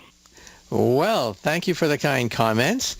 And you want to know what energy is? Well, of course, if we did know what energy is, it would unlock some of the greatest secrets of the universe. However, in its simplest form, we define energy as simply the ability to do work. That is, the ability to move things. So energy is the quantity that allows us to move objects, okay? That's how we define energy. Mathematically speaking, is the force times the distance over which the force acts. That's the definition of energy. But the astonishing thing is that energy occurs in more than one form.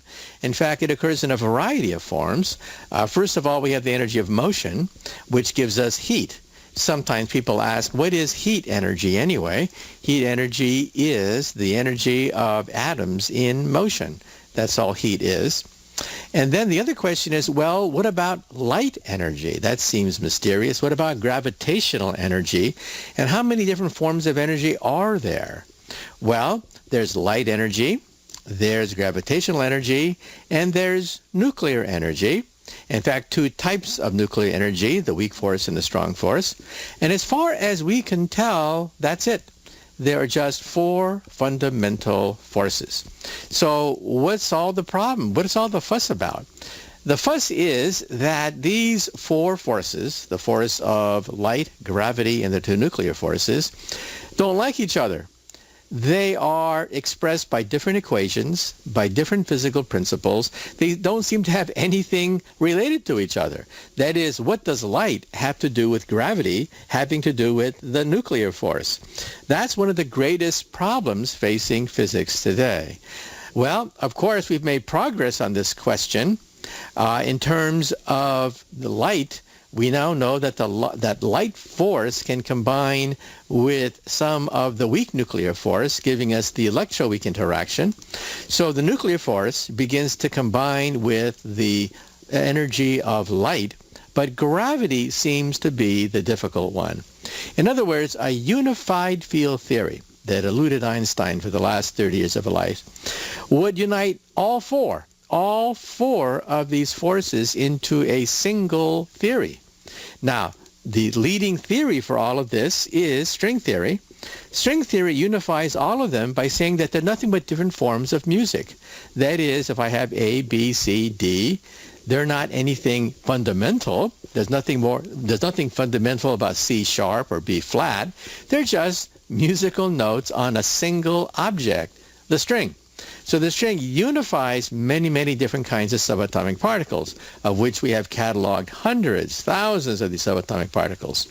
And so now we believe that string theory can also summarize the basic forces as well.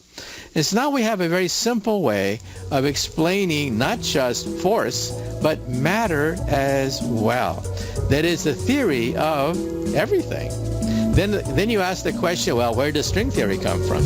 Well, at that point, I'm going to have to say we don't know.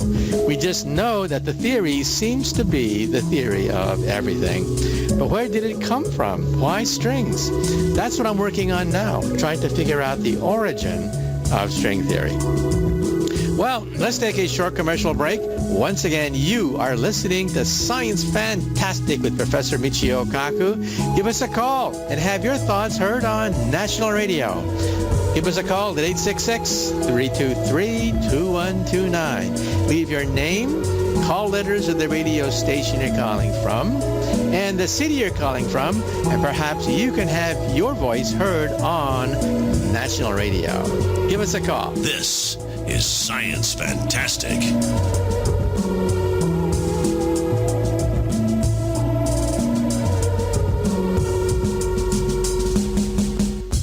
For more information on this and other great talk programs, go to talkradionetwork.com. I'm Jim LeBlanc with Volunteers of America. When it comes to advertising, you gotta call Dan. I'm Mark Jones with SunPro Solar. If you're not getting a significant return on your advertising investment, you gotta call Dan. I'm Blair Cottingham with United Rentals. If you're not happy with the results of your advertising, you gotta call Dan.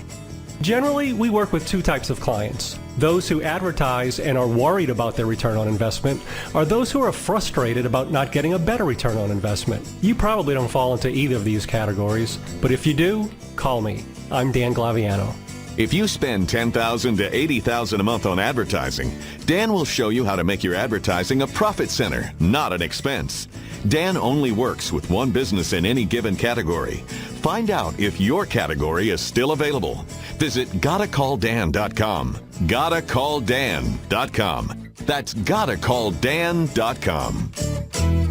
Do you worry a lot? If you're forgetful, nervous, moody, or overwhelmed, chances are you're not protecting yourself from the ravaging effects of stress and anxiety. No matter the cause, ongoing stress and elevated levels of the stress hormone cortisol can rob your memory, your health, your quality of life, and your future. Now you can combat the effects of stress and anxiety while improving your memory and recall at the same time with the dietary supplement Calm and Clever. Studies show that the ingredients in Calm and Clever reduce cortisol by as much as 30% in as little as 1 to 2 weeks and increase your ability to recall facts, names, and numbers in 4 to 12 weeks. Calm and Clever was created by scientist Kurt Hendricks, a principal investigator in 2 NIH-funded studies on Alzheimer's disease. Try Calm and Clever for 2 months. You'll feel the difference. Call 1-800-758-8746 or go to calmandclever.com. Hello, my name is Roy Masters.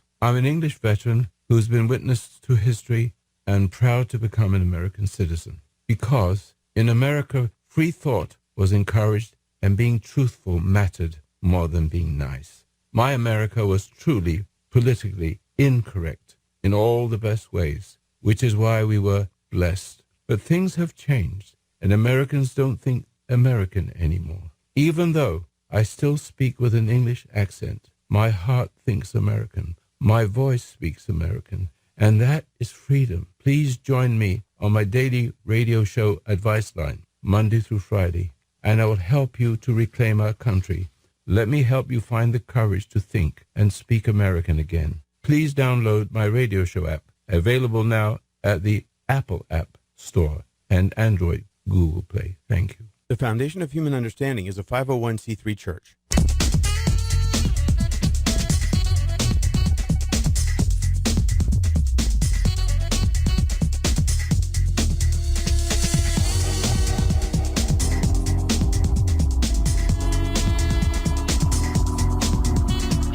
This is Science Fantastic.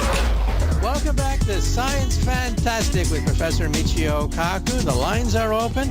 This is the chance for you to get on national radio to ask that question that you've always been wanting to ask about science in this great universe of ours. Okay, well, let's move right along and take the next listener phone call.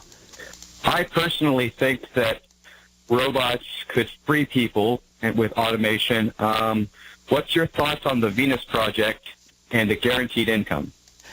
Okay, well, I think you actually asked 3 questions. What about automatons, that is robots, and then the Venus Project, and then a guaranteed income? So let's try to break them down one by one. First of all, we've been brainwashed by Hollywood to thinking that robots are around the corner. Robots are quite primitive. They can barely recognize objects in a room. They're basically adding machines, and we forget that. So don't think that a robot is going to take your job anytime soon. But every year, we do make them smarter and smarter. Will they replace us? Maybe, but not for many a decade, perhaps late in the 21st century. Perhaps we may have robots perhaps as smart as a dog or a cat, maybe as smart as a monkey. And of course, at that point, we should put a chip in their brain to shut them off if they have murderous thoughts. And so robots do give us the possibility of saving on labor, repetitive labor. These are jobs that are dirty, dangerous, and dull, the 3 Ds. That's where robotics, I think, could have a very big impact on our economy. Jobs that are dirty, dangerous, or dull are jobs that machines can do very well. So why not let them do that? But this means that the job market will change. I mean, after all, we don't have blacksmiths anymore. We don't have wagon makers anymore, but no one cries about it either. But if you want to know what jobs are going to be phased out and what jobs are going to be opened up, then, well, get a copy of my latest book, Physics of the Future, where I have a whole chapter concerning what the future of robots is and how they will change the marketplace. Surprisingly, a whole array of new jobs will open up. But jobs that are repetitive will gradually be phased out. Okay, well, let's take a short commercial break, and afterwards we'll say a few things about, well, Utopia, the Venus Project, and guaranteed income. So give us a call. The number is 866-323-2129. Be part of the fun. Give us a call and join the dialogue about this great universe of ours. Once again, the number to call is 866-323-2129. And go to my website, mkaku.org, to find out where Science Fantastic is being broadcast around the country. Give us a call. Murder's a new trick for a robot. Congratulations. What does this action signify? As you entered, when you looked at the other human, what does it mean? It's a sign of trust. It's a human thing. You wouldn't understand. My father tried to teach me human emotions. They are difficult. You mean you're a designer? Yes. So why'd you murder him? I did not murder Dr. Lanning. Want to explain why you were hiding at the crime scene? I was frightened. Robots don't feel fear. They don't feel anything. They don't get hungry. They don't sleep. I do. I have even had dreams. Science Fantastic with Professor Michio Kaku.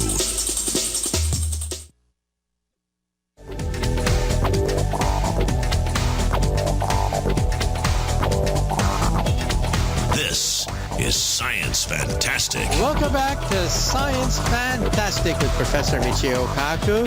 The lines are open, and it's open mic in this hour. So once again, this is your chance to ask a question, make a comment about science, and have your thoughts heard on over 100 radio stations that carry Science Fantastic. The number to call, once again, is 866-323-2129. Leave your name, the call letters of the radio station you're calling from, and the city you're calling from, and perhaps you can have your thoughts heard on national radio. Well, before the break, we had a call, and he was talking not just about the future of robots, which I think is very bright. However, I don't think they're going to replace all human labor anytime soon. But he also asked a question about the Venus Project and about a guaranteed income. Well, those are pretty heavy topics, but these are basically utopian topics. The Venus Project and other projects are pushed by so-called free-thinking gurus who want to eliminate all capitalist, socialist, communist instincts and create a paradise on the earth. Well, it's been tried. In fact, the United States of America, our own backyard, was in part colonized by people from Europe who tried to create utopia. Unfortunately, it didn't quite work. All the early settlements eventually fell apart because of one basic thing: scarcity. As long as you have scarcity, you're going to have, well, people fight over these scarcities. And no matter how good the intentions are to create a utopian society, sooner or later, these scarcities catch up to you and bickering starts and people begin to fight over limited resources. But then the question is, if you fast forward it, we're not talking about America of the 1800s with the Shakers and the Quakers and other utopians. We're not talking about robots that perhaps can give us a guaranteed income. Well, at that point, all bets are off. If you look at Star Trek, for example, they have something called the replicator. You ask for it, and it comes to you. And then the question is this like a guaranteed income? Because if you want something, you simply ask for it, and the replicator creates it. So in other words, the replicator is quite a subversive instrument because it forces us to challenge all our conceptions of capitalism, socialism, and communism if you can get whatever you want by simply ask for it. Well, we physicists have tried to look into this. This is called the molecular assembler. It takes raw materials, cuts up the raw materials, and molecule for molecule creates a new form of value. So starting with nothing, all of a sudden we can have anything you want. Well, Mother Nature actually has created a molecular assembler of sorts that can cut DNA, cut proteins, and reshape them. And it's called the ribosome. A ribosome is quite miraculous. It can take hamburgers, French fries, and in 9 months, just 9 months, create a baby. Absolutely amazing. In 9 months, Mother Nature can assemble molecule for molecule the pieces you get by shattering and digesting hamburgers and French fries and creating a baby, a human baby in just 9 months. Now, then the question is, can we humans do that? And the answer is obviously no. But is it even possible? Well, there's a debate about that. You see, at the molecular level, all sorts of new quantum effects start to come in, which kind of mess up all the well-laid plans of trying to weld and splice atoms together. It is really hard to do this. It took Mother Nature billions of years to get the machinery of reproduction off the ground, and we're far away from doing that. So to answer your question, I personally don't think that the Venus Project or other utopian projects will ever succeed because we have scarcity and people will fight over scarce goods. In the future, all bets are off, but then again, in Star Trek, they live in the 23rd and 24th century. So maybe by the 23rd century, we'll have replicators, guaranteed income, and perhaps at that point, all bets are off. I should also point out that one of my favorite episodes of Star Trek, the crew of the Enterprise finds a space capsule with the bodies of people who died in the 20th century, hoping to be revived by future people so that they can cure cancer, in fact, even cure death as we know it. So the crew of the Enterprise takes in these people, they're frozen, thaws them out, and 20th century people are now living in the 23rd and 24th centuries. One of them is a banker, and he asks the crew of the Enterprise, what century is this? And when they tell him that he's now been shot hundreds of years into the future, he says to himself, my investments, my stocks, my bonds, my assets, my money. I must be rich, rich beyond imagination. So he tells the crew to put him in contact with his stockbroker, put him in contact with his banker, because he wants to find out how much money he has. Well, the crew of the Enterprise stare at him and say, money? What is that? We don't have money. We just learn about money in history books. We have replicators. We simply ask for things and they're given to you. Well, as you can see, this is a very subversive concept. Okay, well, moving right along, let's take the next listener phone call. Hey, I've been watching you for years now. I love you. Good job. This is Bill. I invented a spacecraft engine, and it will do over 160,000 miles per second. It doesn't use fuel. I don't have the patent on it yet, so I can't really describe it yet, but I do have a working model. I don't think anybody believes me, but I think that it will do over the speed of light, too. You know, Einstein's theory. All right. Thank you.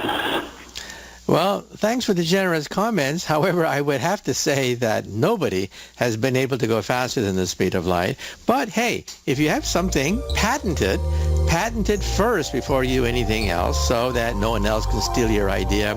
But personally, I think, well, you may have to go back to the drawing board. So far, Einstein has been proven right every time, and he says you cannot go faster than the speed of light. Okay, sorry about that, but once again, this is Science Fantastic with Professor Michio Kaku. Tune in every week as we discuss the cutting edge of science. This is Science Fantastic.